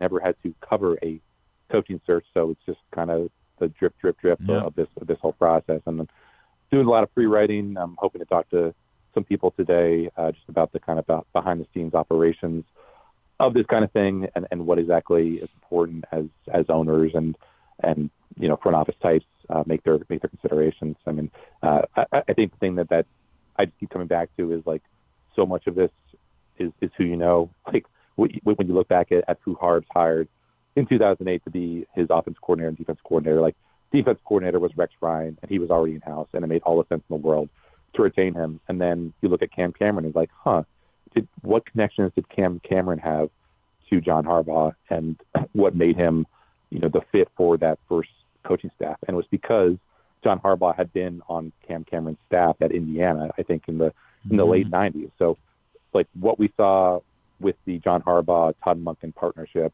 is the exception to the rule. Like, they did not know each other until that offer was made, and the only connections they had was, I think, that Tom Green had overlapped with him at Georgia. That was it. Like, and that is so rarely the case. You look at, Vrabel's staff in New England; it is guys that he already knew. And so, as we kind of put together these fantasy football, coaching staffs for whoever you might want to hire as your head coach, just remember that a lot of times it's, does a guy know a guy? Because if he doesn't, chances are he probably won't join that staff. At Jonas_Shaffer is how you follow him. Jonas, always appreciate you, man. Let's talk again real soon, all right? Thanks, guys. Appreciate you having me on. Thanks, buddy. Are you surprised they haven't talked to, or I shouldn't say haven't talked to, are you surprised that there hasn't been a public declaration of interest in Sean McDermott? Am I surprised? I'm surprised in the context of they've interviewed everybody, so why wouldn't they want to do that? Somebody might say... No, I haven't heard McDermott's name mentioned anywhere. That might be part of it, is McDermott needed a beat before he started thinking about it. But I feel like the follow-up to that is, why would you replace John Harbaugh with John Harbaugh, right? And like, the follow-up would be, aren't Sean McDermott's problems in Buffalo the exact same problems that you had in Baltimore? So... Meaning, had a great quarterback, can't win. Yes. Okay. Couldn't get over the hump when it mattered the most. Fair enough. Isn't that what you were dealing with? Why would you? Now, somebody might say, just give that guy a change of scenery, and it just might be different. Well, right? everybody up in Buffalo, everyone said the problem isn't McDermott; it's the quarterback's no good on Saturday. Well, on Saturday, right. And to some extent, that's true, right? Like, to some extent, but it's the same conversation we're gonna have about John Harbaugh, right? Like, it's not John Harbaugh's fault that Mark Andrews dropped the ball in Nashville last year, or Zay Flowers. Buffalo. Did I say Nashville? I did say Nashville. Okay. Because he also had a bad playoff game in Nashville once upon a time. Everybody gets a bad one. Right. No, I get it. I'm with you. But, like, we could have all that same conversation. I just think that broadly, wouldn't you be replacing your thing with the same thing, essentially? And I think that's the reason why I'm not enamored with Sean McDermott, but I think Sean McDermott's a good football coach, and if the Ravens said... I keep going back to this from everything that I gather, that they are really, really looking for someone, and this is what happened with some of the people who came in earlier for interviews, or not even came in, but were interviewed. Some did come in, and others didn't. Were just over the phone. That they really need to feel like they're getting their socks knocked off, and failing that's their first test. Mm-hmm. Tell me why you want to be Tell me why you should be the coach of the Ravens. Tell us. Mm-hmm. Be compelling. Be convicting. Tell us. And when they can't give you the answer you want to hear, right, you're not interested. Like, there's something to be. Again, I keep going back to this because people, when all these guys go somewhere else, because they all pretty much will before you get to your guy, people are going to say, "Can't believe we let that. We didn't want that guy." It's not about not wanting. Yeah, I mean, to an extent of this group, right? I don't think anybody really was all that worked up about Mike McDaniel not being the head coach of the Ravens. Yeah, he was never coming. I do think that Jonas Shaffer makes a point, which is, if you had a coach in place, could Mike McDaniel have been your offensive coordinator? Which I think a lot of people would have liked that idea. I do think that would have been a very popular hire, would be Mike McDaniel as offensive coordinator. And so there is something to be said for... But they were never hiring him. As offensive coordinator? Why not?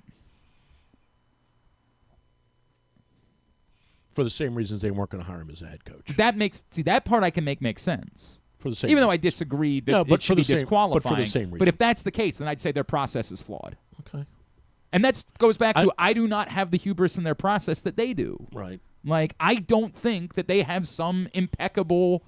We can't lose. The way we do things is right. There is no track record that suggests that's the case. Right. Well, I'm just telling you. They've done one. They do put a lot of stock in personality and vibe and how do I say it? They just put a lot of stock in do we think you're a good fit in the organization? Right, in the way that we have our culture, and all of that sounds good until you think about like who might not have qualified.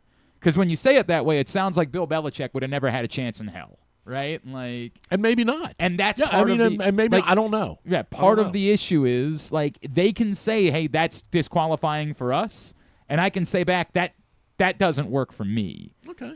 If you're saying that you believe, based on their qualifications, that Mike McDaniel wouldn't have been the offense coordinator, then I think they have a problem in their process.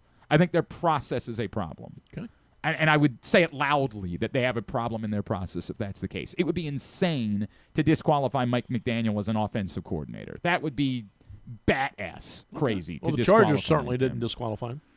They sure as hell didn't. And I don't think that's official yet, but it appears pretty to be clear official. that he's Right. going to be the offensive But again, coordinator of the Chargers. it does go back to, and Steve, you no matter what you believe about Steve's success, and you've touched on this today, right? No matter what you believe about Steve's success in his life, he's got a yacht. We don't. He's got gazillions. We don't. He's a member at the Medalist. I wish I was. He is Well, give me yours. Who banned us? Somebody banned us once from their website. It was the message board. What was the message board with the crazy guy? The Orioles. The Orioles Hangout. Orioles Hangout said who was the crazy guy that ran Orioles Hangout? Not Scott, because we love Scott. Tony Penta. That guy who's insane, right? He was one of the most insane. What did he get humans. mad at us for? I don't even remember what he got. I think we beat him up for being apologists. I don't remember what he got mad at us about. But you came on one day and said, "I don't know if you know, but we've been banned from Orioles Hangout." And I laughed and said, with no disrespect, because I like Scott a lot. Like, he's one of my favorite people. I had never in my life posted on Orioles Hangout. Oh yeah, right. We did get in my life. Yeah, right. I had never been there. Right. And I said, this is like telling me I'm banned from the high stakes games at Mountain Branch. Like, I have never visited. But your point about Steve is he believes that he understands staffing, and I get it. Right. I understand that this is a staffing issue, right? And therein lies the personality part of it that you think wouldn't fit with my organization, right? That's all. I mean, I'm not saying Steve. Believe me, and by the way, I'm kind of like Lamar, right? I don't really care who the Ravens hire. I can tell you right now. I mean, I'm not going. I can guarantee this sitting here right now. You can mark my words. Yeah, no matter who they there's hire. no one they hire that I'm going to flame about. Me neither. I'm not. Like, I'm not going to flame about. It's the same them. with the draft. Yeah, we do this every year with the draft. Right. We give a grade to the draft at 9 a.m. the next morning. Like, it's insane. No. I agree that I'm not going to flame about. But you can. But I still have agree with you though opinions. and I also agree with you that when Zach Orr's the next head coach, you're going to be. Hey, that's a great point. But I wouldn't even care. Like, I don't know. But I would say this, that I don't know that I disagree with the premise that we ought to be able to, and we do, scrutinize the process. I do agree with that. And what I would say is, I don't disagree with your that. process is disqualifying people, and I would even, based on that, if they didn't come off with enough vigor in that first question, and that's disqualifying to them, then I think you have a bad process as well. Well, there's more to it, but that here is this is the way it was explained to me. If you can't answer that question the right way and convict us, it's 2nd and 20.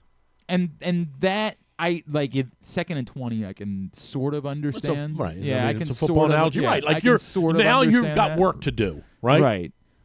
But I do think this goes back to the time when. And by the way, they hear that question everywhere they go. I guess that's the other part of the interview process that is important to understand. That when they go to interview for Arizona Cardinals job, they get the same question. When they go to Nashville, they get the same question. But sometimes remember when Florida wanted Steve Spurrier By to the way, did you see the Robert Saleh thing where he was talking about the crow flying on the eagle's wings? No, I did not. Oh, my God. You've got to go look at this snippet from the New York Jet. See if you can pull that up real quick. Why do you care Dude, about this? Because I want you to hear it and tell me if I want an honest opinion. Would you play for him, or would you say no? Dude, remember Sean McDermott did a whole bit about 9/11. Wait till you hear this. Like, I mean, sometimes coaches say some dumb things. I want to hear your opinion on it. Wait a sec. Would you run through a wall for him, or would you get up and say, I don't want to be here? I want to know your honest opinion. I mean, I know some things the last coach of the Ravens said that would Oh, make me say, no doubt. I'm good. I'll get up. No, I'll good. I get it. I watch. Sometimes they would share those locker room videos. I know. Well, when and you did the dance the one time. But like, the I'm dance, like, I don't really care. But you just John. looking around at the faces of the players who are like, yeah, we're not. This doesn't really. We got nothing for you on this one. Right. Like there was one. I swear to God. I think some of those things. There was a week where they shared a video and he like named things that happened in the game, and he was like, and then we turned the ball over. Good. And he just kept waiting for like all of the players to say good back to all these things. And like he got like 2 guys that were responding to it. All right, you just got to hear this. And just tell me. Did you know that the only bird in the world that will attack an eagle is a crow? It's a crow. That's the only bird that will actually have the balls to attack an eagle. Oh, there's an F word or two in It here. will perch on the the eagle's internet. back and peck at its neck. So rather than fight back and tearing a crow to pieces like it can, the eagle spreads its wings and it soars as high as it possibly can. It keeps going. Is this and from going HBO? We might and get going knocked off as high as it again, can. And the higher the eagle flies, the If harder it's just it from the is for Jets, the crow it's to fine. breathe. But if it's from Hard Knocks, It might be from Hard Knocks. Eventually, the crow suffocates, falls back down to earth, and dies. That's what happens. Guys, we got a great deal of hype around us. Right, We turn do. it off. All kinds of. Well, I mean, Aaron Rodgers is bored. Well, Aaron Rodgers is probably not the measuring stick for this. No, he is. No, Aaron He's Rodgers the smartest is guy in the country. Oh, is he? He's the biggest weirdo alive. No, he's not. He's the He biggest thinks you're weirdo. weird. Thinks everyone is weird. He thinks he's smarter than everybody else. But anyway, he talked about He this, is. eagle spreading its way anyway. And when they show the room, I want to go back to one thing you said about Harbaugh and the whole. Yeah, we turned it over 4 times. Good. And he's just looking around, and they're all just like. If I were a coach, yeah. If I were a head coach, I would not allow those things. What, the video in the I would locker room? not. I don't think you have that option anymore. Well, then you've got to go get a new coach. That's probably the case. No, I don't think that can't. you have an opinion about that subject any longer. That's insane. Well, You can't it's also come into the locker room. You're also in the most successful sports organization in the world, and they half run the world. So you don't really get an opinion about certain topics any longer. It's terrible. Right. It's just terrible. I understand what you're saying. I just don't think that, Not that the content's terrible. The locker room is a privileged it's supposed space. to be. I get it. I understand what you're saying. I understand everything you're saying. I totally get it. I'm just saying that they have decided they believe that content is so valuable. The league itself has decided that content is so valuable that you no longer get to have an opinion about it. I don't care. I whenever anybody says I'm going to watch this locker room, I can't imagine. Watching the locker room video does nothing for me. It's never going to be my thing. But they've decided that They don't show the losing locker room. Yeah, they don't. Well, other than when the Ravens lost the AFC Championship game in New England, and then we found out it was the most moving speech of all time. On any given week, they don't. I'm just saying. They don't. That's not a priority. All right, so who's getting the job? I don't know. We're going to do our top 5, actually. Here, we got a break. Then you have a top 5? Because Griffin will let you put what's this? Oh, we're going to do it. We're going to put a top 5 up on the board of our guys. Not who's going to get the job, but our guys. Why did you hand him... What is... I mean, I printed out double pictures of everybody. Where did that come from? Drew sent it to me. But where did it come from? Catholic Review. Really? Yeah, when I went to the U.S. Senior Open, they did a story on me. But they have nothing else going on? They took my 1,500. No, that makes sense. That makes more sense. Those are mine, or Griffin's. Do you have a top 5 list that you can give? I printed out doubles so that way he could go through who and pick. You would hire, not who's going to get the job. Who you're in charge. Oh, hell, I couldn't care less. Okay, then you're not doing a top 5. But I'll do it. Well, then why? I'll do it. Do you have a top 5? Sure. Okay, when we come back in.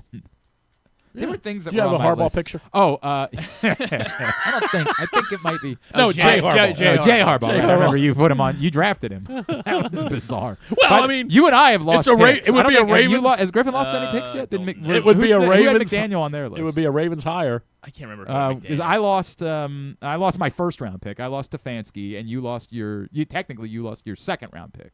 Who? But you lost Saleh.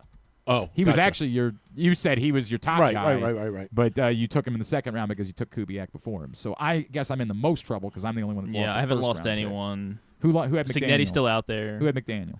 McDaniel was you. Yeah. All right, so I've lost 2 sixth round pick. So yeah. I've lost 2 of my top 6 picks. I'm in real trouble in this draft. And Marcus Freeman was your fifth pick. So I don't know if then is he going anywhere? You picked Signetti, so I mean they're both a one. Yeah, but I got him in the 9th round. That was a steal. All right. I don't know why I took What's he ever won? Anyway, so So two things real quick. One, the people that did you see what Baker Mayfield said about Kevin Stefanski? I'm glad we stayed away from him. Baker Mayfield being the guy that we're going to take as an authority for who should be. This goes back to sometimes I think your qualifications are more important than the interview. And whatever comes of the interview, I would rather have the most qualified guy than the guy that's best in the interview, always. Now, again, I hope they find a guy that's better than Kevin Stefanski. I hope that Kevin Stefanski goes to Atlanta and goes – actually, he could go 7-10 and win the division in the NFC South, so whatever. I hope they find a guy that wins 6 Super Bowls. I think Kevin Stefanski would have been a very good hire based on his qualifications. And the qualifications to me, personally, Glenn Clark, are always a bit more important than the interview is. But I'm not doing the interview, so that's obvious. Baker Mayfield saying, I haven't gotten a text back from Kevin Stefanski. Yeah, who cares? What does that have to do with anything? Zero. Anything at all. I haven't gotten a text from Kevin Stefanski. Yeah, I agree with that. Why would I care? What does that have to do with anything at all? I'm with you there. Yeah. And Robert Kraft says they're going to go to 18 games. That was the thing that got a lot of attention. Well, he runs the league, so more or less.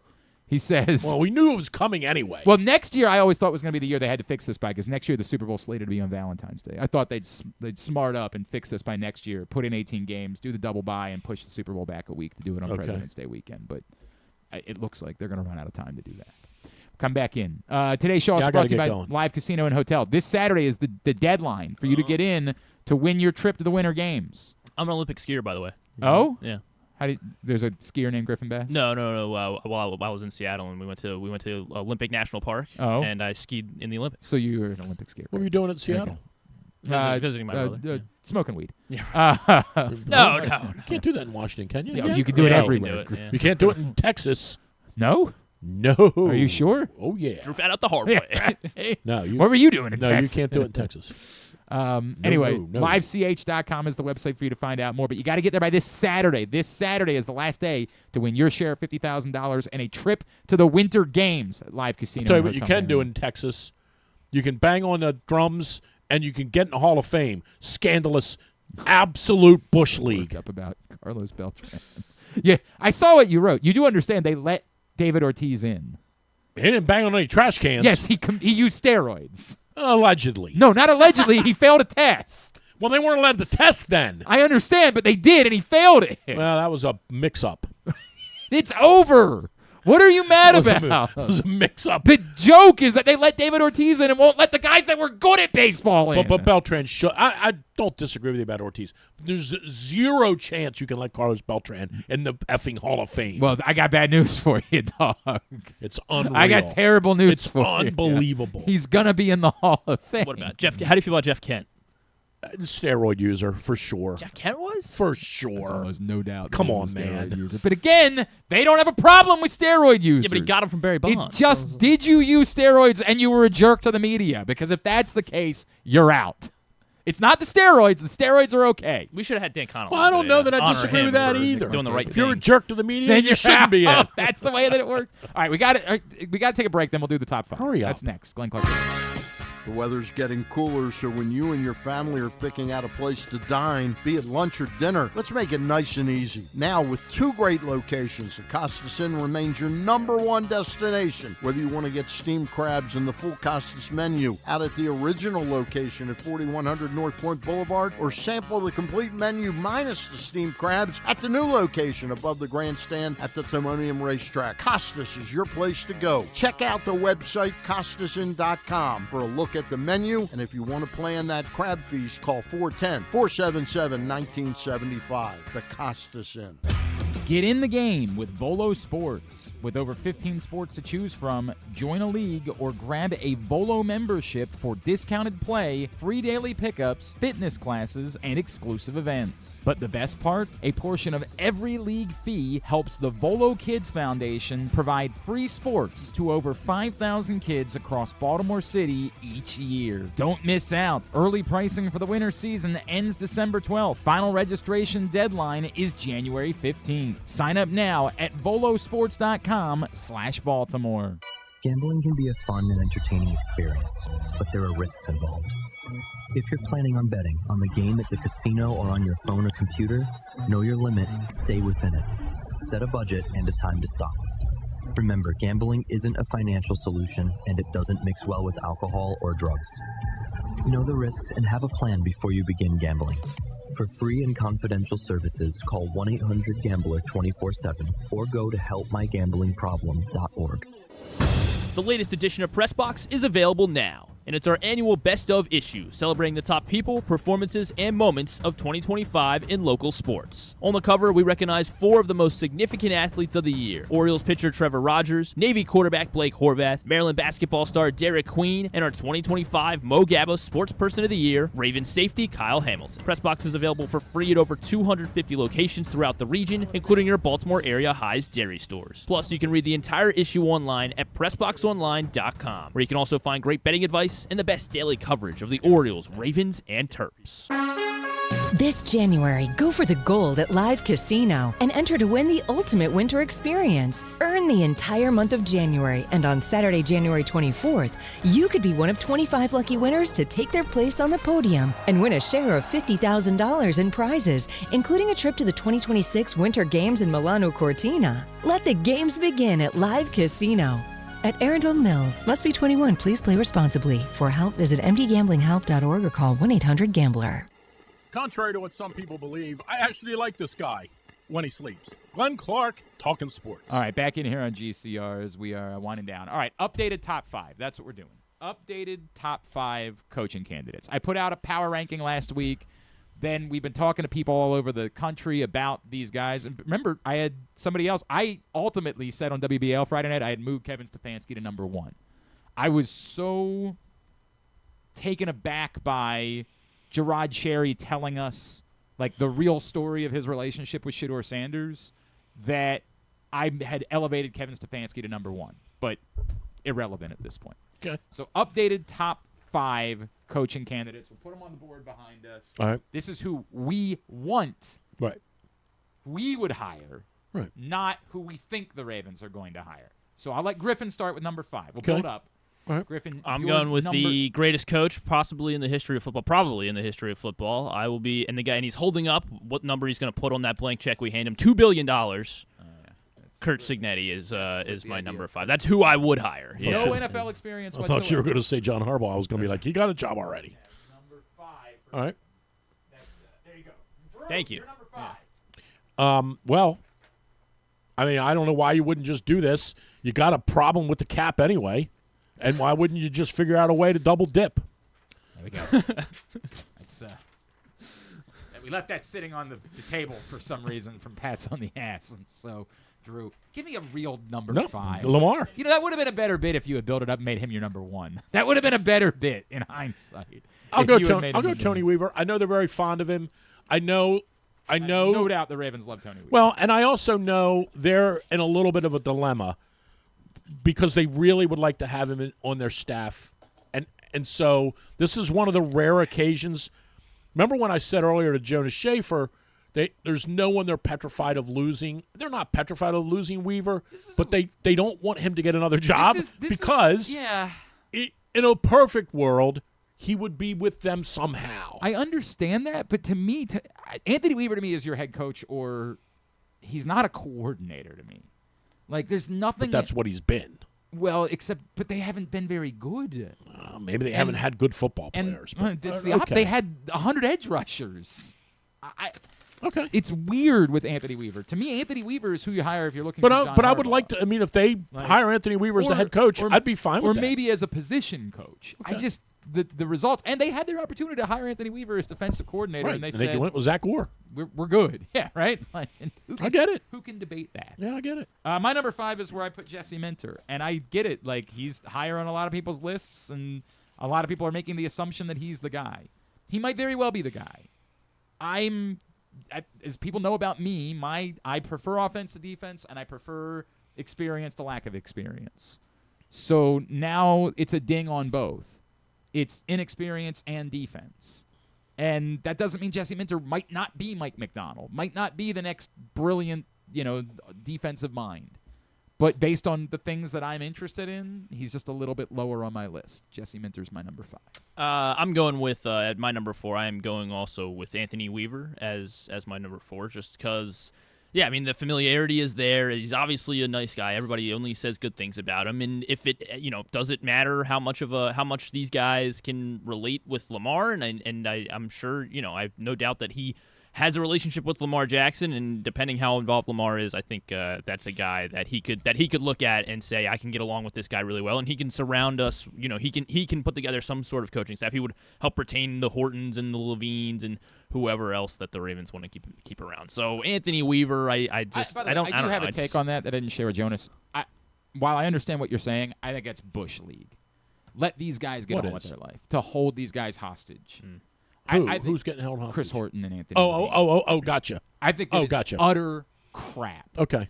If there is any thought that we just don't want to help John Harbaugh, it makes zero. The idea of hiring a coach and forcing him to keep somebody because we didn't want to lose him. You hire a coach and say you get to build your staff. You get your people. That's the point of hiring a coach.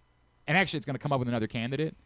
And if you're either saying, well, we really want to keep these guys, then that's a problem in the process. And then the flip side, if it's, well, we just don't want to help John Harbaugh, these are human beings. That is wildly, recklessly not okay. So I am not okay with it on either side of it. Not okay with it on either side of it. These are actual human beings. Got it. Sports, baby. That's my guy. I don't even know who it is. Oh, is that it? That's Jesse Minter. There you go. Number 4, Jesse Minter. Why isn't he higher on your list? I'm just gonna keep going back to what I'm saying. What I've been saying. He's the one guy He's the one guy who does have Ravens DNA. I know Weaver does, but Weaver doesn't have coaching Ravens DNA. He coached with the Ravens. No, I mean coordinator-wise. I'm sorry. But Minter didn't coordinate with the. What are you saying? I just feel like they know a lot more about Minter than they know about anyone, and the fact that they haven't hired him yet just makes me feel like he's not as high on their list. That said, he might already have a deal in place. Some guy that used to play for the Chargers said that yesterday. They didn't play with Minter, but some guy, Braden Fajoko, was on Twitter yesterday. Like, I think Minter already has a verbal with the Ravens. I'm like, nice. I don't know. I would when I hear that, I say, cui bono. Like, who benefits from that? And that's the point. Like, why? Who benefits if you've from decided who your coach is, just hire him. You've already satisfied the Rooney Rule. Hire him. That's crazy. Well, that's why I keep going back to 1,000%. If they knew it was Minter, they would just hire him. They wouldn't wait for Clint Kubiak. He just loves the process. Right, so right. I kind of struggled with who was 4 and who was 3, and I'm going to kind of opposite the way. I'm going to go to Brian Flores as number 4. I've had him higher on my list. I know everybody overreacts to the Ryan Fitzpatrick thing. In speaking with people in Minnesota, they're like, yeah, head coaches tend to want power. That's the way that it works. It's not stunning. It's hard to coach without it. Yeah, it's not stunning that Brian Flores would have wanted more power in Miami. There have been enough people that have suggested that he burned bridges in Miami that I'm going to drop him slightly, but only slightly because I think that every coach that John Harbaugh waited 3 days to take the job in New York to make sure he got more power. Every coach wants more power. Look, can I just say this also? And I haven't written this yet, and I really want to, and I have to figure out the right way to write it. Just because Brian Flores was an asshole in Miami, and that's a bad term. Allegedly. Right. But not even sure. Yeah. Let's pretend he was for a second. Let's not even use allegedly. Let's just pretend he was. Just because it didn't go well for him there doesn't mean that he didn't learn from that. Right. And that he doesn't come to Baltimore and say, hey, I'm acknowledging the mistakes I made in Miami. I'm not saying he has to say this publicly. Right. I'm saying that he could say this in the interview. Any of them could.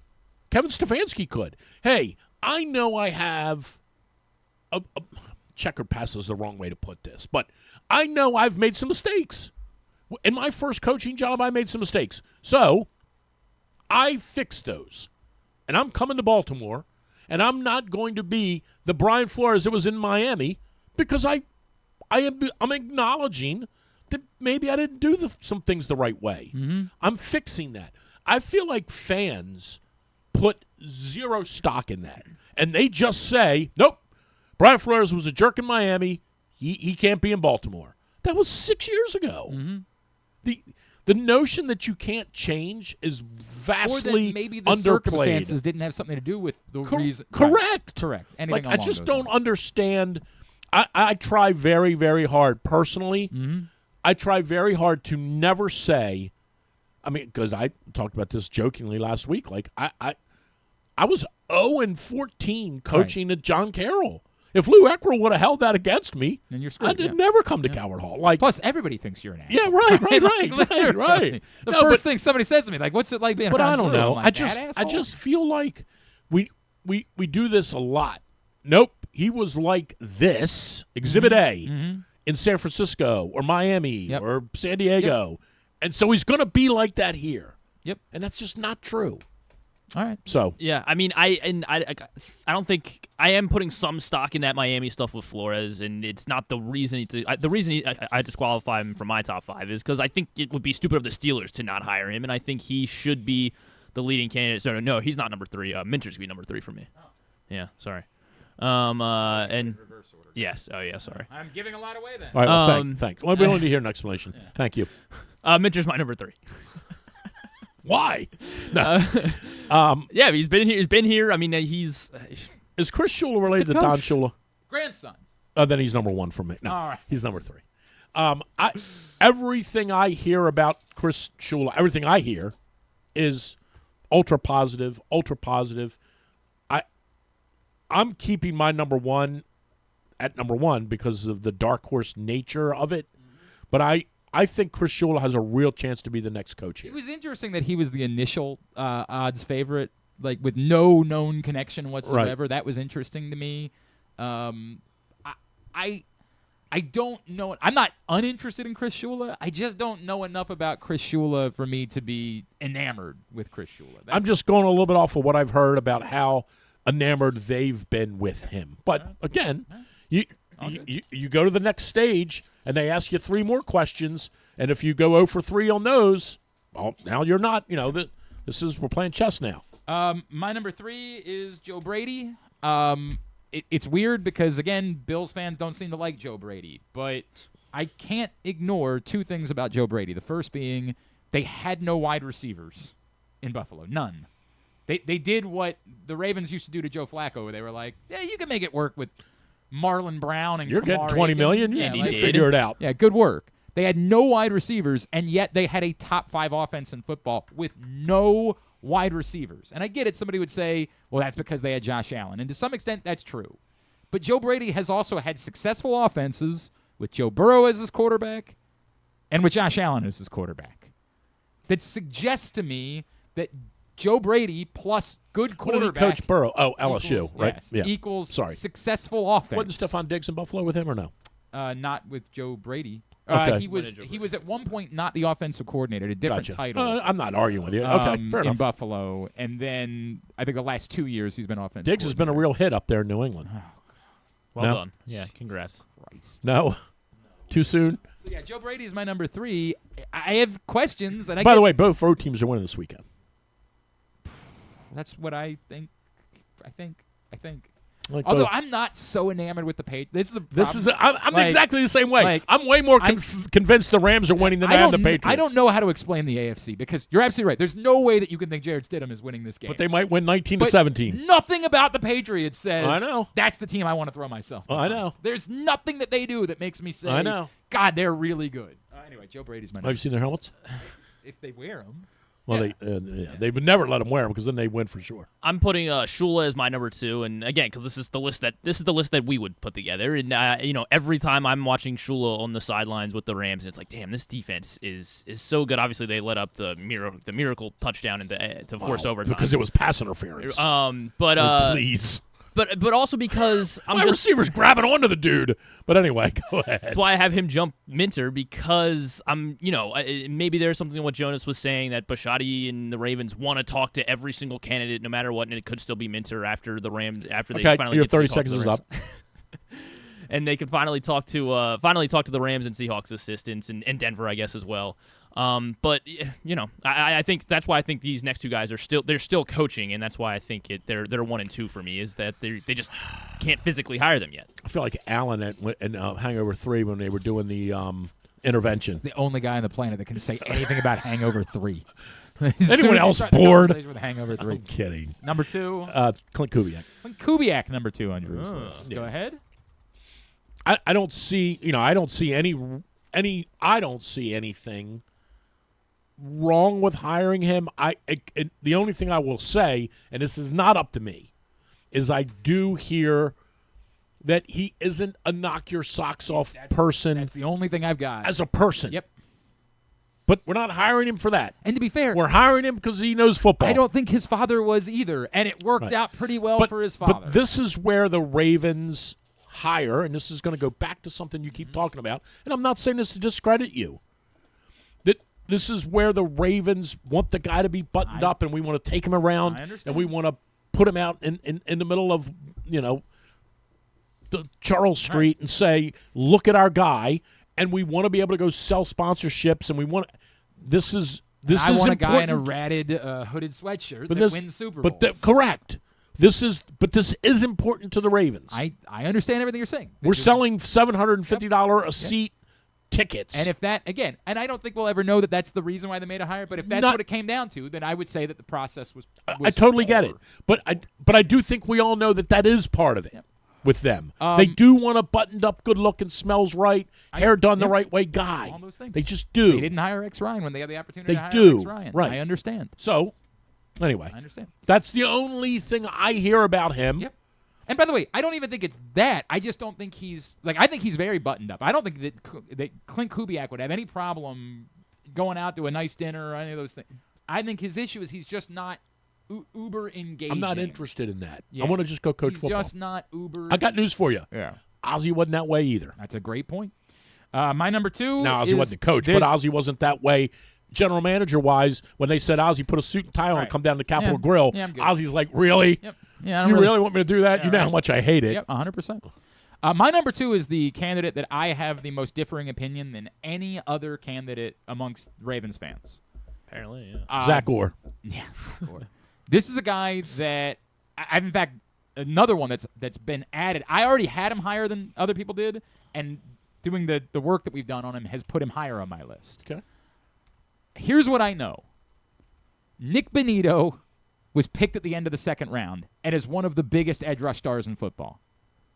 Jonathan Cooper has become one of the most consistent and most productive edge rushers a year in and year out, despite the fact that he was picked only a couple of spots ahead of you and I in the NFL draft. Well, I was hurt. Right, that's a good point.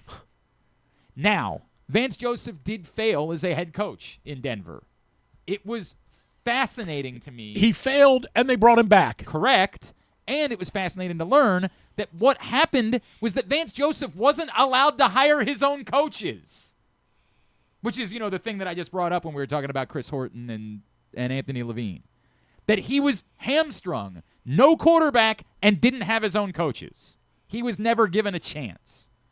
What Vance Joseph... I put a huge amount of stock in the fact that he's not on my list, but I would agree with you that I put a huge amount of stock in the fact that they brought him back. Yes. That they fired him. Right. And they brought him back and said, you can still be involved in the organization. Correct. And we trust, and this is very important, and we trust that you don't harbor any ill will at all. Yep. And that you won't in any way sabotage this. And if I'm looking for someone... So I agree with you on that. It's not on my list. Someone based on... But I think that's important. I want them to bring a certain defensive mentality. The mentality that I want is get the effing quarterback on the ground. Right.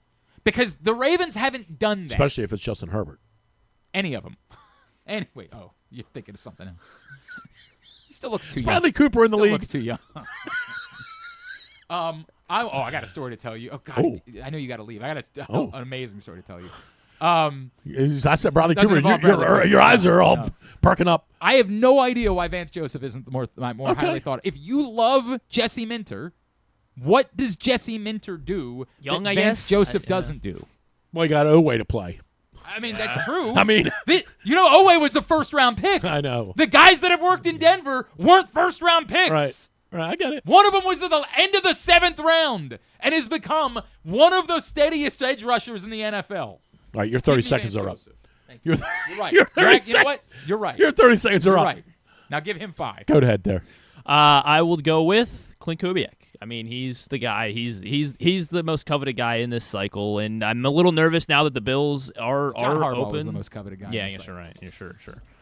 Now that the Bills is open, I'm not sure if that interests Kubiak more. Like, is upstate They're New hiring York? Brian Dable.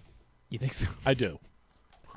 I do. Is upstate New It's York bizarre. seem a little bit more I don't think they can quieter do than that, but I Baltimore? get it. I don't know. And I don't know if that would be something that he would like being. I don't know. Yeah, and as Jonas said, the press like everything that's coming out about this press conference just seems even more weird. The situation is bizarre. They're as hiring hell. Brian Dable. It's bizarre as hell.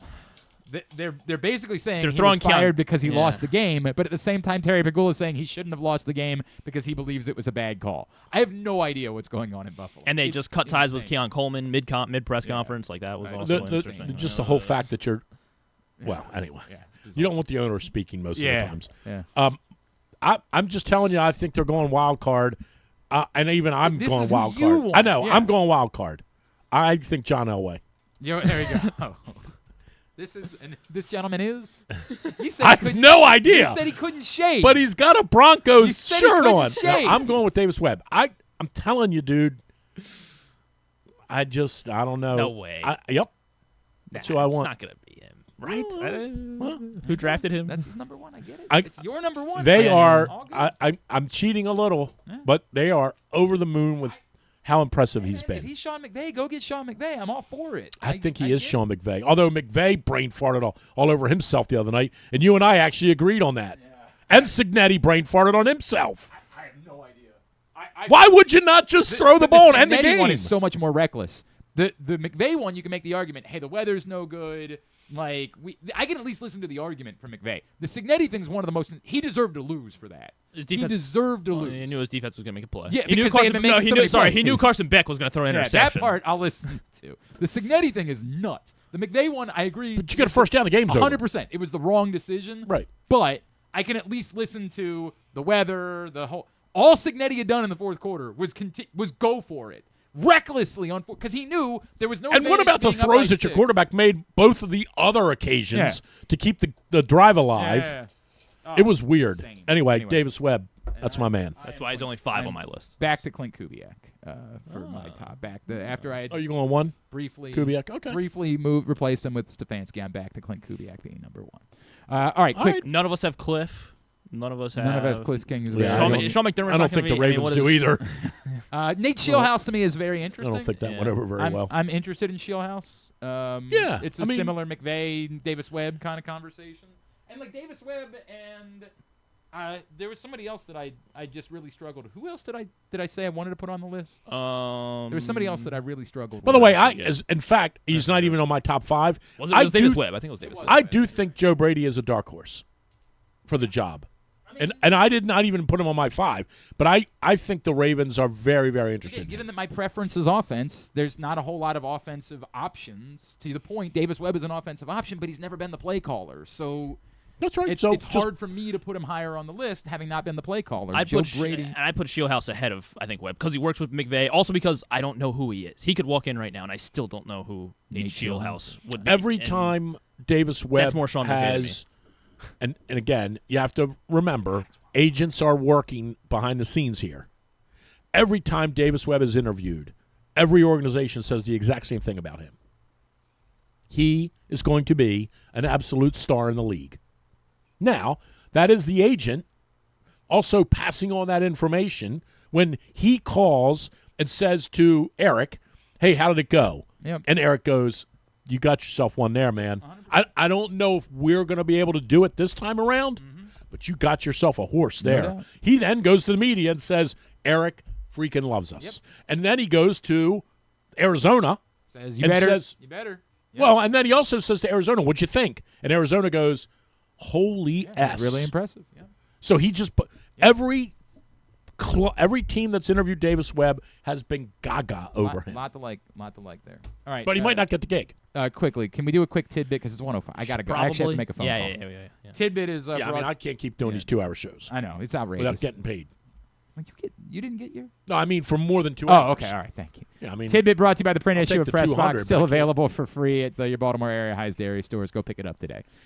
The best of issue. Only twice in playoff history have we had a player have 3 sacks and two forced fumbles in a playoff game, both this postseason. 3 sacks and 2 forced fumbles because I don't even remember. And they both lost.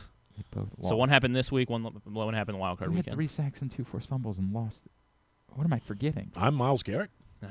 3 sacks and 2 forced fumbles and lost. Myles Garrett he did it in the regular season. Dude for the Steelers. No. Hayward. No? Okay. Nope. 3 sacks, 2 forced fumbles. Who cares? This is a dumb tidbit. No, it's a good tidbit. I just can't remember who it was for some reason. Sunday. It was Sunday.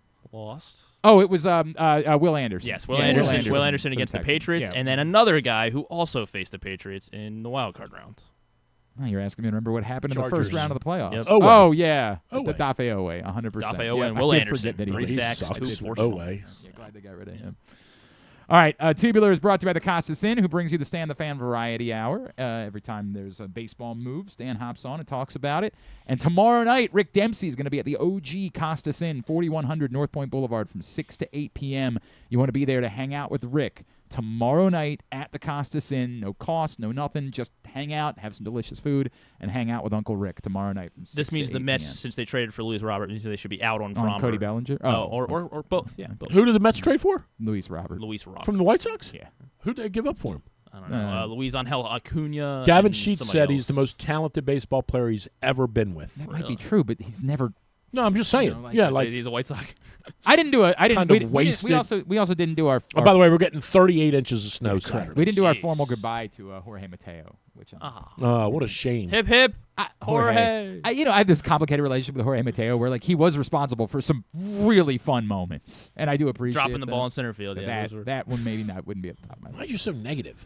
You're such anyway, a Baltimore fan. Tubular tonight. Maryland's at Illinois looking for a second Big Ten. 90-71. I think 90-71 Illinois. Tonight at 7 on Big Ten Network. So lay it with the Navy hosts. Are they redshirting Payne or not? I would assume, but they don't talk about anything. They don't talk about anything. Tonight at 7, ESPN Plus, Holy Cross and Navy. And Australian Open, 7 on ESPN Plus, 9 on ESPN. Did Loyola beat Lehigh the other night? Went to overtime? Lehigh. No, they lost to Lehigh. Oh, man. On Monday. And, I don't, that's it. That's all that matters sports-wise. No. Who are the Wizards playing at? Capitals. What do they Capitals in Vancouver. Okay, there you go. Yeah, well, I'm assuming it's on Monument. They lost on Monday, so who? Take it easy. Tonight at 10. What's wrong with you? You've been very negative since you came back from Seattle. If you went out there to smoke weed, you should be calmer. It's non-sports. What's calmer than There's you. a couple potential book clubbers. I have the trailers for them, but I guess we don't have time. It's 107. Can you save it for tomorrow? Save it for tomorrow. All right, I'll save it for tomorrow. The Beauty is a new show. Ashton Kutcher is the. Did I say it right? Kutcher. Jeez, What the hell is? There's another one. He was married to Demi Moore. Do you remember? You won't remember this. He guy plays at the all. villain in this FX show. It looks. You know who looks relatively old? interesting. Patrick Dempsey looks old. Do I look Yeah, as old as? He still looks good though. Looks old to me. Good. He's got a Roger Sterling. Yeah, Abbott who really Elementary. looks old? Ellen DeGeneres. Well, She looks like a man. easy over there. Well, she Let's not- does. Stop. You're doing all right. I know you're in the 60s and you just say anything. She looks old. What else? Yeah, Abbott. There's a show on Prime Video with Sophie Turner that looks pretty good called Ooh. Steel. Other stuff. Yeah, go on there. Did Go, you go, see go this to the thing with Annette website. Bening? Fear Factor. Did you see the story where Abella Danger was really upset Yes. that ESPN put her on I did. camera? Why was she upset? And the internet was I know. like, we know you're very shy, so we can understand. I did not. I didn't Yeah. quite. I mean, Yeah. everyone knew right away. I don't even know who she is. Right, but obvious. Drew Everyone, started it, yeah. everyone's like, Drew was like, I better Google her. everyone's like, camera shy? Yeah. Really? Very odd. Okay then. All right, very good. Everything All else, right. GlennClarkRadio.com. Drew'sMorningDish.com. See what it is that John Harbaugh had to say. You can check that out right now. Drew'sMorningDish.com. Thanks to Drew. Thanks to Florio. Thanks to Jonas Shaffer. We'll get it up in the greatest hits section of the Natalie Portman and Charlie Heaton on Fallon. tab at GlennClarkRadio.com. Tomorrow on the program, I assume Patrick Yeah. will be back with us talking. Drew and I watched the Towson game together on Monday. Oh, that. nice. never in doubt, right? I can't believe the Drexel coach didn't. I don't want to say it, but on the way home didn't just say right here on the Susquehanna Bridge, stop right here and let me jump. Unreal. Unbelievable. Everything that could have gone wrong for them in the last minute went wrong. It was unbelievable. It was unbelievable. Well, give Towson some credit. I mean, some. Maybe, but not much. Right. They did very little. Unreal. It was crazy. It's stuffing things. Yeah. Stuffing things tomorrow on the program. Griffin just got back from vacation. We'll start getting guests again at some point. Yeah, it's all right. When we went on the air today at 11 o'clock, we had no guests. None. 0. We had Drew. We had me. Drew. Yeah. And Drew counts as like 4. Is that true? Alicia Keys, the showstopper. All right. Thanks to all of our sponsors and partners. I don't have time for all of it. Follow Griffin at Griffin_Bass, Twitter, Instagram, and TikTok at Glenn Clark Radio. Have a great Wednesday evening. Go Terps, go Navy. Duke sucks.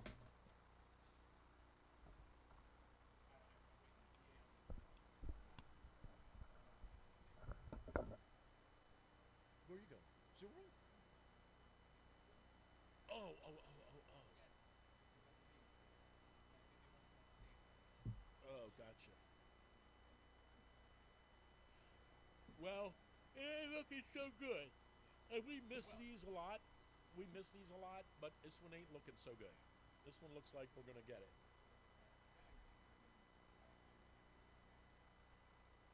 No, you're not. No, you're not.